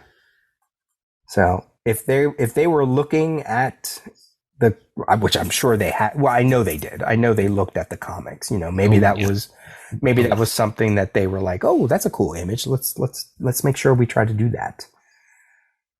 Superman of when Brandon Routh Superman dies. I love that Supergirl calls him Cal. It felt a tiny bit this time as I was watching it like Supergirl's death in Crisis 7, because he says to her, fix it. So as I said earlier, I went back and reread that scene in Crisis 7 because I thought in my head that Supergirl said something like, did we do it? Did we destroy the machines? But someone says to her, we destroyed the machines, I think she says the Earths have a fighting chance now or something like that. There was just something in that fix it that echoed a little bit of that moment. You could even say the way she's kind of cradling him is a little like the cover, but not really. So, if they're looking at different beats, was that one of them that they maybe hoped would resonate with those of us who knew? Maybe, maybe not. And you gotta love that line that Lex has at the end. So what do we do now? And very much like at the end of issue 5, I guess it is, here they are all stranded in some place with no idea what to do, just like Alex and Lila were stranded on that random asteroid out of nowhere. Was it at 5 or 7? I don't remember which one it was. I can't help you there. Yeah. And they just were sitting there and they were just, and they did. Oh, I got to look it up. Alex or Lila, one of them even says, so what do we do now? So, and that's very much like, what Lex says. Yep. I do remember that. Still can't tell you which issue it was, but yeah, I remember Lila saying that. Yeah, that's pretty fantastic. There, as I kind of go through more and more, I realize, it's like, wow, they hit that. They're hitting those marks fairly nicely. I mean, they're hitting a lot more beats than I remembered initially watching it. Mm-hmm. Yep. Well, they've done their homework, and as we'll see when we get to our next episode, Marv Wolfman himself was involved creatively in this thing. So. Right. It's in issue 6. At least everyone who can help is safe, if only for the moment. So there's only one other question. What is it? How do we get off this floating rock? And then it continues on later. I wonder what I can do to stop it. Lila says, before he died, the Monitor said you had a destiny to fill. Trust him, Alex Luthor, trust him. And that's how. And then we see the new Wildcat. So it's at the end of issue 6. So you could take that as that moment, sort of reflecting that. So, okay. And that's it. That's the end of my notes. All right. So to be continued. Yeah. Just to after the Christmas break. Yeah, this was good. This was kind of where we wanted to get to at the end of this, and it's kind of nice. We have some questions that we can keep going back to for part 2, where we'll take a look at the last 2 chapters. Do you have any interest in reading those comics for that episode, since we're only doing 2 episodes, or what? Oh, right, the Crisis tie-in comics. The Walmart originals, exclusives. I'd have to find them, and they're in a different state from where I am at the moment. I could probably get them. I think they might, if they're on the app, or I could probably get them to you, because it's only. Most of the stuff is reprints, right? There's only like a short story in each one. It's not a lot of pages worth of original CW network tie-in stuff. The rest of it, as you say, it's just reprints of comic material. Yeah. Okay. I'll try to get those to you. And then that might be fun to do. Okay, sure. I'm down with that. Yep. And in the meantime, those of you listening in can send in all your questions and comments about what we've discussed so far. And we can certainly incorporate that into whatever we have to say about the last 2 episodes of the Crisis crossover, which we will record sooner rather than later. Excellent. Yeah, this was fun. This was really great. Once again, as we get together and talk about this stuff, I start to see more and more than I think I initially thought about. And I think it'll be fun once we get to those last 2 chapters to see where this all goes, to see does it succeed for what it wants to do, so it'll be fun to wrap this up in another episode. And it's just fun to be able to get another Crisis tapes out there for everyone. Mm-hmm. Yeah, it's a good breather here as we're having kind of a mid-text crisis of our own, having come halfway through the Maxi series. It's nice to talk about something a little different, but still related. Right. Cool. All right. Where can they email us? comicgeekspeak@gmail.com. Yep, that still works. Okay. So there's other stuff too. There's a voicemail number, but I can never for the life of me remember what it is. You have your own CGS email, right? Sure. I'm murd@comicgeekspeak.com. And I still have Peter at comicgeekspeak.com. So you can tag all three of those in, so it'll get to us.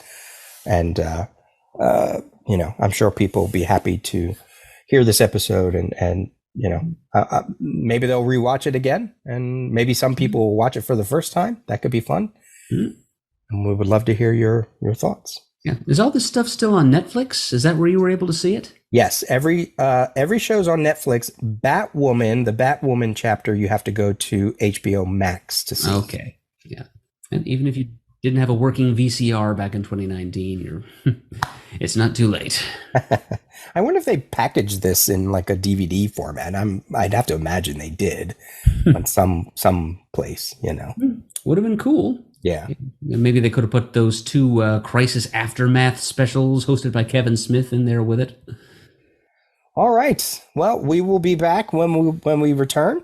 Thank you for listening, and we hope you enjoyed this episode. Lengthy. So, listen to it in bits and pieces while you're running or whatever you're doing. Just get a whole week's worth of commutes out of it if you can. Yeah. And we'll talk to you next time.